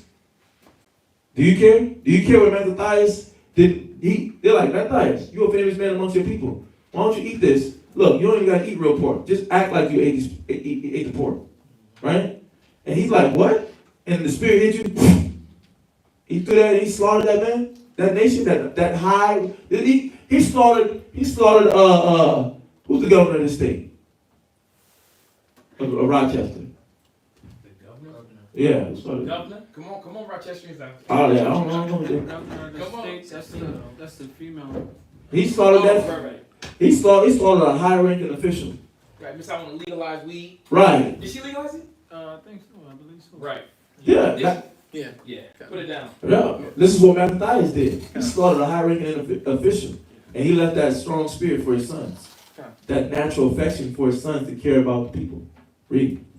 And the priests and the other people of the Jews unto the Lacedaemonians. So the priests and the other Jews to the people of the Lacedaemonians. Right? So this is an area in Greece where our people was falling under the name Lacedaemonians. They're going to say, read. Their brethren send greeting. Their what? Their brethren. Their brethren. Their brothers. Read. Send greetings. Send what? Greeting. Greeting. Hello, brothers. I'm calling y'all out. I'm just searching for y'all. God loves you. Right? Read. There were letters sent in times past unto Onus, the high priest from Darius, who reigned then among you, to signify that ye are our brethren. To what? To signify that ye are our brethren. Right. So there was already a letter sent out before that. that natural affection. So a brother picked off where another brother left off. Because we know Ananias was slaughtered. So another brother picked up where another brother laid off. Don't that sound like now? All the elder men that was teaching in the 60s, some of them passed, some of them still breathing. But another generation comes up. That's like now. Don't you want to be a part of the few laborers that's going through it in the right mind, the right spirit, that's pushing themselves, that's not giving in to the trials and tribulations, that's not giving in to the temptations of the nations? Don't you want to be a part of that fold, not the fold that gave in like Judas, that gave in like Cain, right? That fold, the people that left Noah and his sons and his wife, his ribs to do all that work. We don't want to be a part of that fold. We want to be a part of the few. Read. As the copy here underwritten doeth specify. Mind you, this is letters. This is somebody just writing. The spirit of love just hit him. And the Most High hit his spirit. And he wrote the letter to his brothers in Macedonia. Reconnected, man. It was reconnected. You read verse 7? Come. Let's jump to verse 20. Come. Verse 20. Arius, king of the Lacedaemonians. Sorry, how do you say it? It's like Yeah. Lacedaemonians. It's like you. To Onus, the high priest. Right. Greeting. It is found in writing. It is found where? In writing. So this is a factual statement. Read. That the Lacedaemonians and Jews are brethren. The Macedonian and Jews are brothers. So that means we're what? We're family. So when it's saying those Cretes that was in Acts. So we've been in Greece for years. Our blood been sprinkled in there for years. It's not just in the years of when we think about transatlantic slave trade, because that's what we think about only. We don't even think about the sub-Saharan slave trade and the slavery that was happening back then. Before that, we didn't think about that. 470 AD. Or 78. Oh, This is you dealing with 193 BCE right now. man. This is not even during or after Christ. Yeah. That's crazy, right? So we for all these different slaveries that we're not even thinking about, why people just stayed and were mixed and mingled, right? You got to think about all that history. They are brethren, right? Read. And that they are of the stock of Abraham. That they are of the stock of Abraham. Now I'm gonna go to the annotated. You see how I'm using the word Lacedaemonians, right? I'm gonna go to the annotated Bible, which gives you it's basically the word. It just gives you more of a modern usage of language, right? Instead of thee and thou, it's the, it's your, right? It gives you modern language, so it help the understanding a little bit. Help to understand. So I'm going to the annotated Bible, page 253. I'm going to page 253. So, annotated Bible 253. Let's see what word they use in place of Lacedaemonians. Page 253. So this is 2 Maccabees chapter 12 and verse 21. Right? 21. Where is we at? Okay, look. Now watch these words. I'm going to read verse 19, verse 21. 20 through 21. It says, First Maccabees chapter 12, verse 19. This is a copy of the letter which they sent to Ananias. Right? It says, Arius, which is our brother, right? King of the Spartans. See, it didn't use the word Lacedaemonians this time. It used the word Spartans. You see that? So those Spartans were who? Us. When you hear about Leonidas and all those guys, those were us. Our people lost in the Grecian world. King Arius of the Spartans to Ananias the high priest, greeting. So our two brothers, one that's lost, one that's knowing who he is, putting in the work for the Most High, trying to communicate, trying to get things in order. Putting the effort at least, right? But what is Ananias doing? He's evangelizing. He's spreading the truth. Why? Because there ain't nothing new. What we doing is nothing new. They've been trying to do that. But we know they were seeking, the Spirit of the Lord worked with them at that time to seek out the people at that time that were going to be sealed. And now we're doing it in our time for the people that's going to be sealed. That 1/3, that 1 in 44,000. So we're doing it for our time. So everybody through all the generations been putting in the same work. Right? So that means what? Order, discipline, humility, it's always been there. That military-like living, it's always been there. So it says, to Ananias the high priest, greeting. And look, it says, it has been found in writing concerning the Spartans and the Jews that they are brethren and are of the family of Abraham. So we come from the same stock. We come from the same stock. Exactly what you just read from the Bible. So-called white men been lying, boy. Oh. He been lying. Beast. 300 was false. Right? Right? No, I was about to say, these are the same brothers from 300, right? Come Oh. on. Now, is that specific king? Oh, No, that's not Leonidas. right, come. That's a king, Arius. Yeah, come. Right. So, Come. yeah. And then look, a book like this book, it says world history made simple. So I'm just giving you all these weapons, that you could, you can find. It said only $4.95. A comprehensive course for self-study and review by Jack C. Estrin, revised edition. And you got all the history in the world, right? This was probably, I paid like $4? Probably like $4. I paid less than that $4.95. This was in a bookstore. So let's talk about the Spartans over here again. And it says, now the reason why I wanted this is to show you that this is an accurate statement in this book right here, the Annotated Bible, when it uses Spartan in place of Lacedaemonians, that those were just one and the same. It's a location and a people. One and the same. They could be interchangeable in use. So this is page 48 in World History Made Simple. Right? So I'm going straight to the point. It says Sparta's origin was mostly nearly pure Dorian, right? Which is another people, but same people, right? I was looking into that as well too. I had a book about the Peloponnesian War. Same people. That's basically the Spartans. Same. It says, for it was the barbaric Dorian tribes, and it expounds on it for you. For it was the barbaric Dorian tribes that descended on Laconia, which, when you Google that word, is basically saying Lacedaemonians. Right? That's a shorter, abbreviated version of Lacedaemonians. It says, and built a kingdom there. So we're everywhere. We're family. Right? And so, but what's the whole understanding behind all the knowledge we just got?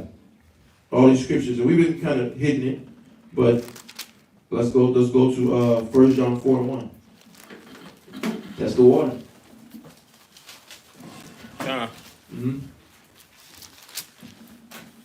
This is what the Christian church been missing. Right. If they had this, service is over. They have it though. It's in their face. Service is still going on. Listen. Service is still going on. They got it though. They got an annotated Bible. They got a Bible. The Catholics got the Apocrypha. Right. They got it in Spanish too. Y'all should start be reading that. Jesucristo en negro. Right? Who's your Spanish here for a second? Oh, right. Dominican brother? Oh, right. I mean, Oh, right. He Hey, man. He worked there. He Yeah, worked man. Trying to go to Costa Rica. right. I only said that because I remember when I was in church, man, the only Bible they gave me was the New Testament only, and that was just it. I was looking, I'm like, okay, just New Testament, and that's what I thought at the time. Like that was it. Right. So some of them do got it, like I said, but some of them just got that New Testament, and they just rocking with that, and they listen to Pastor Pork Chops. And he got the whole full Bible, but They have no understanding of it. Wow. Because first off, they don't even have this information. They don't know the history of Israel. Right. They don't know what Paul is dealing with. right. So now they think what? Right. Since they got the New Testament, I read a few chapters, the Spirit's with me. Right. Man, Israel is really. And then their eyes is blind. Cause I know myself. I read that Revelation 1 through 4, chapter 1 through 14. I'm gassing myself up. I didn't even know what he was talking about. I was like, that's deep. I don't even know what it's saying. I just early read the Bible in full, but you know, History Channel always talk about the 4 horsemen and the Bible. So I was like, let me go read that. Red, black horse. I'm like, oh, damn, that's so cool. I didn't know what lick was going on. I'm trying to gas myself up to think I understand it. I didn't understand a lick. I understand the thing that was going on. I read that Revelation 1:14 before, and I just flew over my head. And I barely had a memory of reading it. Till I remember that I actually read Revelation. So they be gassing themselves in the church. They can have these books right in front of them, they don't even be knowing it. They don't know what to look for, but you know what to look for. So you know what medicine to give. So the Bible says study to answer, study to show yourself approved. So that you can be able to do what? When you get this information, now you can use it for what it is. It's a weapon for war, to pull off demons. Right? It's a weapon for war to pull off demons. So that you can be able to divide the word properly, so that you can give somebody some medicine to motivate them, to want to cleave to the Father, lift them up, right? Lift up their spirit. It says strengthen the feeble minded. Because there's people that don't know this information that we just gave and are living in a haze right now, and they can only see past transatlantic slave trade. They don't even see anything. Right? And this is the insight that's been set up so that we can apply this scripture here. 1 John chapter 4 and verse 1. 1 John chapter 4, verse 1. Beloved, believe not every spirit. When I'm saying be ditzy, oh, you heard about Somali Bantu, you heard about Sparta, you heard about Jews in Carthage. We're not saying be ditzy. The Most High said don't believe every spirit. Read. But try the spirits. So what? Try the spirits. Match up that person with what? Read. Whether they are of God. With the Spirit of the Lord. Try the Spirit by the Spirit. We got to be able to have our spirit clean and clear to be able to balance out what we're doing with the Word. Because the Spirit can only reveal things to the servants, the prophets. But if you ain't doing the things that the prophets did to become a prophet, how you going to say you clear enough to be able to dissect and say this person is Israel, this person no? And we can't even say that. We can't even say that because we don't know. The Most High give us that place. That's not our place. He gave us the place to teach the word, and if it reached that person's spirit, and they saying they want to learn more, they want to come in the fold, and they think that they Israel, we got to work off of that. And the Spirit will eventually work their spirit. And as they hear the word about change, growth, overcoming, right, they'll either dip off, right, or stay around, whatever. One of the two will happen, but the Most High is doing the separation. He's taking care of that separation. We just supposed to do our work. Try the Spirit by the Spirit. You go out with the Deuteronomy 28. You go out with the color of Christ. You go out with the curses and talk about our people that's lost and been hurt and distraught, and then their spirit resonate with it. That person's spirit will resonate. That's our job. That's the part of our job that we're supposed to be concerned with. Try the Spirit by the Spirit. Believe not every spirit. You got to use the Spirit to reach the Spirit. Because many false prophets are going out into the world. Right. And those false prophets deceiving, misleading, misinforming, misteaching. So we got to be careful out there as we get this information. Because all the information that we get, it got to line up with the Bible. Notice, as I kept going through these books, I'm saying they're reference books. Right? They're reference books because they're not the Bible. We know the Bible is perfect. Because it's the word that was descended from the Most High. Everything else, these are still men that the Most High hit the Spirit to drop a little something. They probably don't know what they was dropping. He probably don't know that this little piece of information was going to lead us to be able to have this conversation. To make it easier and smoother on for us. Because Esau likes to do it. They got to give you a lot of lies with a little truth. They didn't think we were going to get to this point where we can dissect the lies from the truth. You see that? The Most High gave us a foundation, the Bible, to separate that with the references, the historical references, right? So let's go to Jeremiah 1:4 and 5. These are fundamental verses that we have, right? And somebody else get Ephesians chapter 1, verse 4. So we can go through these real quick. We're going to go through these real quick just because it's the end. It's 10:06, so we're going to finish this out real quick, real swiftly. Who got it? Who got the other one? Who got the other one? Ephesians 1 and 4. Go ahead, read that Jeremiah chapter 1, verse 4. Jeremiah chapter 1, verse 4. Then the word of the Lord came unto me, saying, the Spirit hit him Right? The Most High do exactly what he tells us to, try the spirit by the spirit. But he knows our spirit. He knows what spirit he descended upon earth. So he knows what spirit he had Jeremiah. He knows what spirit, what path he had Jeremiah lead on. But for us, we're going through the process where we have to go through these trials, these tribulations. Him walking with us in crooked path. Him building us up to us to get to this point to see that what? He's just trying to wake us up. He's trying to get us clean. And he's trying to get all that are his. Because he said, well, they are thine. And I have lost none. Right? Read. Before I formed thee in the belly, I knew thee. He knew thee. He knew you, and he knew those brothers and sisters that was born, right? Being raised, thinking they Parthians, Cappadocians, Pontus, thinking they Turkish, North African, Egyptian, Crete, or Grecian. He knew them in the belly. Right? God. So if he knew them, he knew what spirit he descended in that family, in the Diaspora, that don't really know the Israel. He know what spirit he put on them. He was going to lead them on a path where they was going to reach a certain point where the truth was going to resonate. The spirit was going to hit. They going, man, that's true. Man, I've been going through hell with my family, man. Now, I don't even know my family. I was adopted. Right? I heard they was Spanish. I heard they was Mexican. Right? God. I heard they came from Igbo land. Right? But we want to do what? Try the spirit by the spirit. The most I know what spirit he put in each person's belly.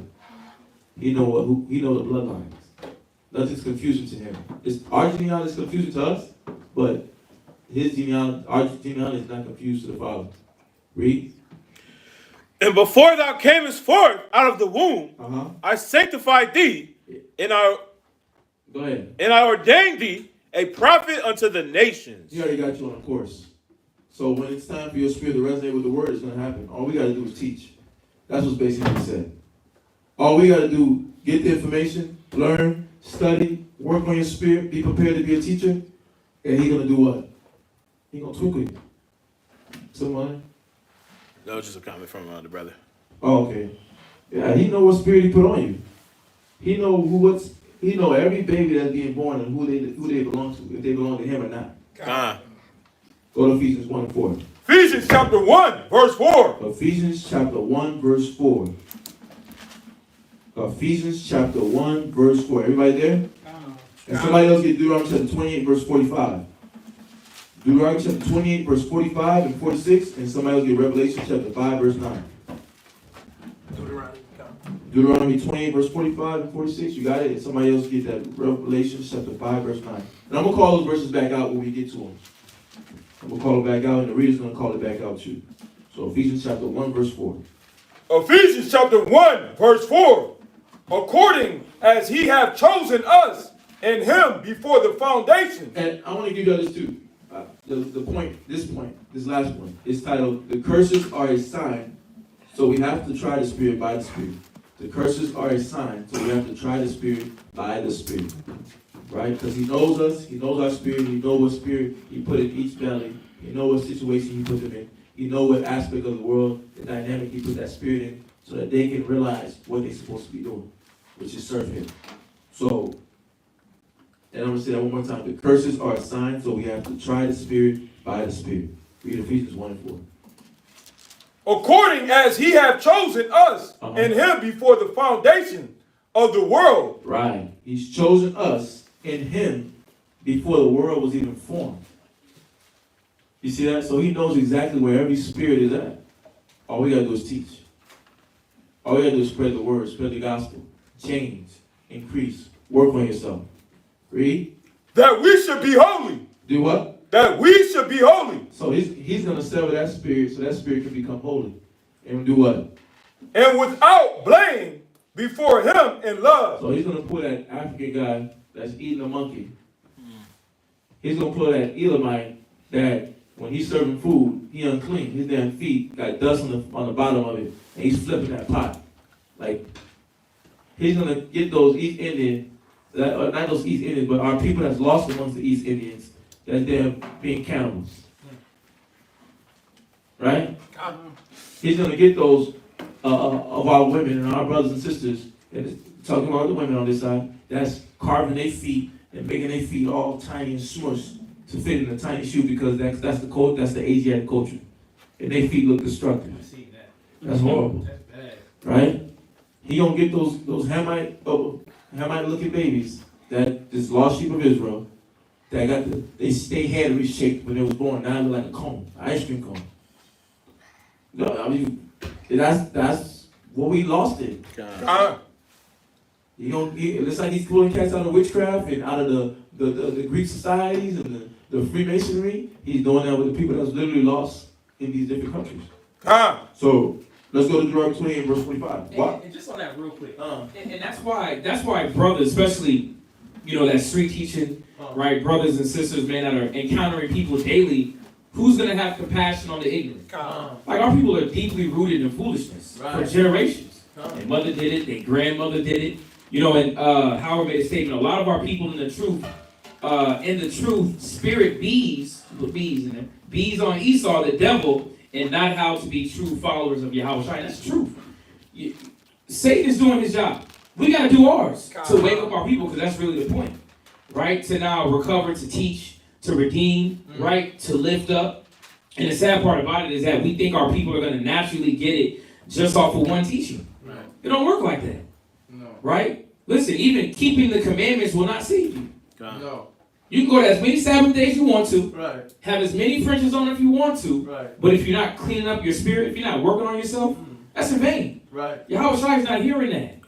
So there's a lot more that we see that the Most High is requiring of us to wake up the nation, to wake up the 12 tribes scattered everywhere outside of the Americas, as we see. But very on point. But yeah, you're right on point, leaving them with the hateful spirit, and that's a shame. But again, that's why brothers and sisters got to be taught to do what? To learn literally how to, it says in Isaiah, not that one. Where he says to, that in Isaiah, y'all. No. In Isaiah, he says, golly. Yahweh Shai quoted it. Where he said, yeah. Free the captives. Yeah, there we go. Now you're talking, right? Free the captives, but also he says what? To bind up the brokenhearted. See, our people, they're expressing their broken heart through what they do. Unfortunately, through the witchcraft, through the hoeing themselves out, the short poom poom pants, right? The only way that I feel like I'm loved is if I give myself to just random men, But we look at it as what? You know better. No, they don't. No. They were cultivated in that, and we're the ones supposed to go out there now to do what? Redeem them. Carve them out, right? And to bring them back to the spirit that the Most High wants them in. So it's work. But not only that, we should look at the people through all the places that we're talking about, even here in America, with compassion. Our people are sick, y'all. You don't see this? And the brother, you said it, Howard. That's true. Hateful spirit. Huh? No, I was saying, leave them with a hateful spirit. Yeah, he said it. That's right on point. And that's why, the Most High left this sign right here. Go ahead. Deuteronomy chapter 28, verse 45. Moreover, all these curses shall come upon thee. Right. That's a sign. They cursed by God. And now you're trying to teach them how to lift the curse. Lifting the curse is literally just turning to righteousness. It's going to take, like Zion said, it's going to take that compassion. It's going to take that patience. It's going to take that understanding that nobody changes in one day. I mean, the world says it, right? Rome wasn't built in one day. So if they saying that, we should understand that a person ain't built in one day. Oh, you're wicked. How you know him? You don't even know him. Right. But you been walking around following them? See what they do? Right. You wicked. You going to hell? How you know that? Yeah, I remember that. How you know that? Where your fringes at, huh? Sister, put on a dress. But you ain't even teach her what sin was. You know what I'm saying? You didn't even go to that scripture. Right. So you just banging on us. Right. You know what I'm saying? That's not going to get me to come. No. That's not going to get me to come to marriage. Right. A marriage in Christ, right? Come. Yeah. Go ahead. And shall pursue thee. Right. You ain't showing them what's pursuing them. They ain't know they getting pursued. They think that the way they living is free. Right. They think that they free because they don't have shackles on their neck. Because they can vote. This is how life should be. Right. chemicals and trash everywhere in the neighborhood. They don't even know that's a problem.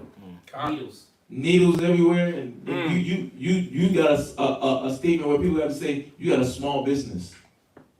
They don't know that's a problem. Like we used to live like they say small business. You used to own corporations. All these how these Bill Gates guys set up, you had to set up like that. We okay basically saying that statement. We're okay with nothing because we don't know what something is. We don't know what royalty is. We don't even think to care about being royal. I don't care about that. I'm good. I'm at ease. So they don't even know that something's pursuing them. They just think this will come with life and being on earth. It's just life, right? It's just what is it? La vie. What is it? C'est la vie. It's life. Read. And overtake thee. It is what it is. Right. Till thou and overtake thee. Till thou be destroyed. Yeah, we trying to show them that they're destroyed.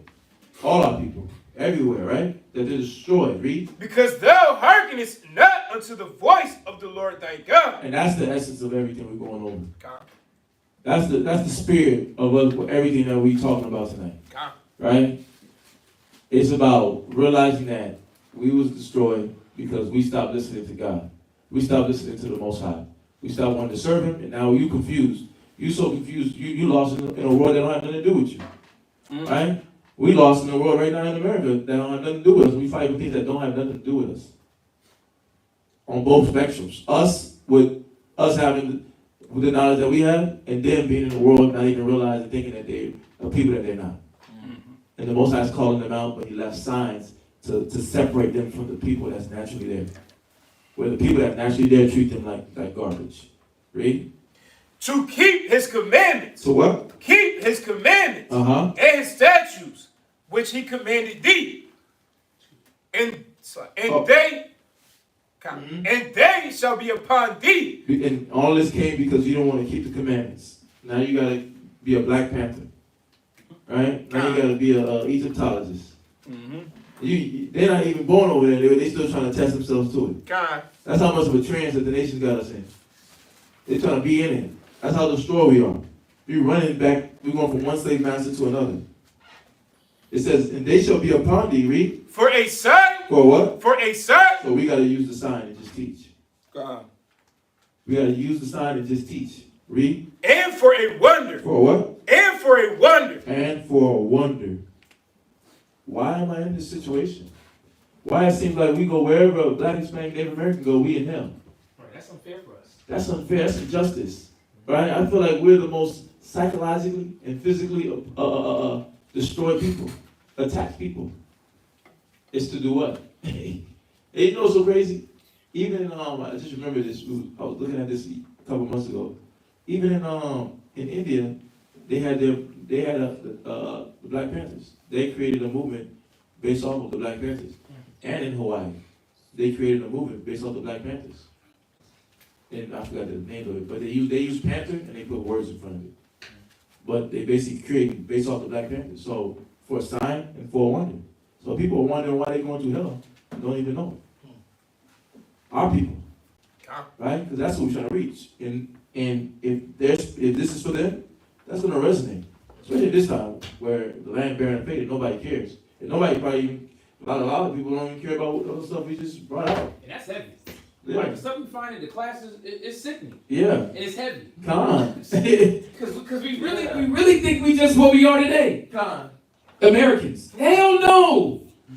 You got land, riches, jewels, families. It's unfortunate, man, but it's the beauty of it is the Most High is bringing us back to it, man. You know, and these things should be interesting to you. You know, I mean, everything else interests us, right? Devin Haney, Chris, what's his name? Ryan Garcia. Yeah. Oh! Right, when it comes to heritage. Right. When you gonna bring out the destruction scripture? Right. It's like, bro, nah, you need to know who our people are so we can get out of here and destruction can come. God. Wake up. God. Nah, this is, man, it's beautiful, man. God. Yeah, man, this is good information. Very. Very good. Who got the Revelations 5 and 9? God. They did. Oh, what happened? Last precept. Oh, that's what's up. Oh, go ahead, finish that. And upon thy seed forever. It's on us. Right. It's on you and it's in you. That's what they say, right? It's on you and it's in you. And this is on us and it's in us so that we can see what? Who we are. Yeah, and another reason why this class is good, it sets you up to really understand the New Testament. Wow. Because we go through the Gentile breakdowns, right? We go through that, but you really don't have a full understanding of what Paul was dealing with, what Christ and his disciples were dealing with during that time. So what we're going over right now is basically a intro, right? A little intro of understanding how we got to now being underneath the rulership of the Greeks, being underneath the rulerships of Rome, and as we keep going down right through the sub-Saharan slave trade, right? We were passed around. You'll get a better understanding of Paul's writings and what he had to deal with. The Jews that knew that they were Jews, Israelites that thought that they were Greeks. Right. Come on, man. So you can't go to sleep on moments in classes like this. Don't take it for granted. I hope y'all took some good notes. I hope y'all took some good notes because this understanding, it builds you. Not only that, it's going to give you the patience and understanding now to build the next man to inform him. Right. You know, so Yeah. Very on point. Very on point. And look, what the Father says, it coincides with what you just said, son. Revelations 5 and 9. Revelations 5 and 9. Go ahead. Revelation chapter 5, verse 9. Right with you. And they sung a new song. They what? And they sung a new song. We trying to get a whole new tune. We trying to get a tune up that don't need us going back to get tuned up. Right. We don't want a junkyard car. We want something that's long lasting.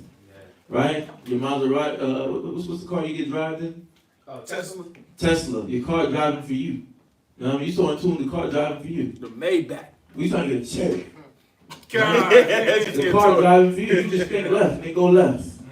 Right? You blink right, it move right.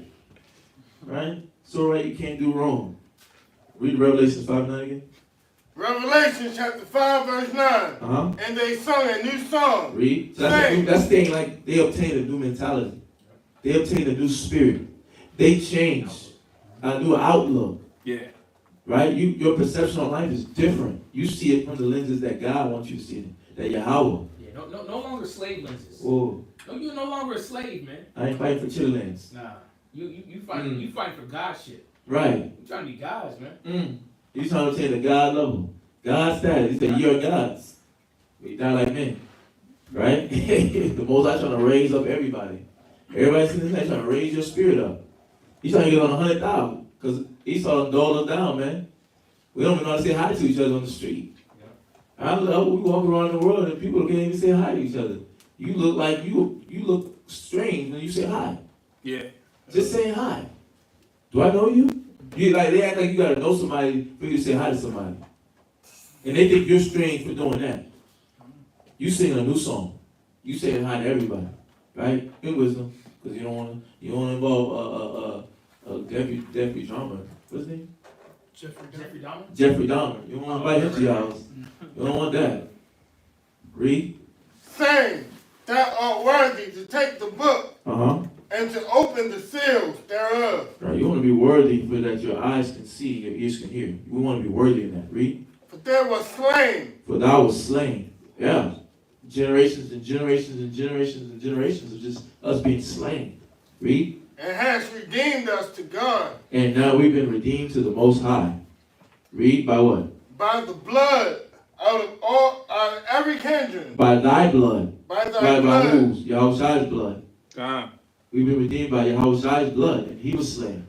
But we've also been slain over and over and over again. Now he died in the spirit of totality, purity, total purity.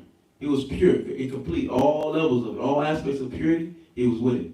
Right? But he was slain to give us an opportunity, to give the outcast an opportunity, to give us in America an opportunity.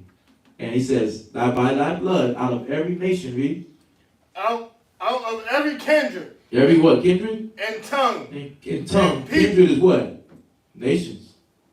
Right? Well, what did Ananias just say to the Macedonians, aka Spartans? We're brethren. Kindred. He's pulling us out of every nation, out of Greece, Parthenia, Medes, Elamites, read. Out of every kindred. and tongue, people, and nation. What were you reading next? We were speaking multiple different languages. And people. So he's speaking to you, he's reaching you in your language. So that means nobody has an excuse, not even the outcast. God. The outcast don't even have an excuse.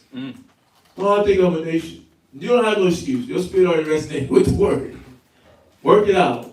Fight, right? What better? You rather fight for this than what's going on in the world. Yeah. You ain't got no excuse. The Most High gave you, He gave you clear, He's going to give every Israelite a clear opportunity to recognize what they're supposed to be doing, who they are, and how to change. Nobody has an excuse, not even them. And a people and a nation. So what's happening, is that John 10 and 27, that'll be it. John 10 and 27, that's it. Oh, it's 10:27, John 10:27. God.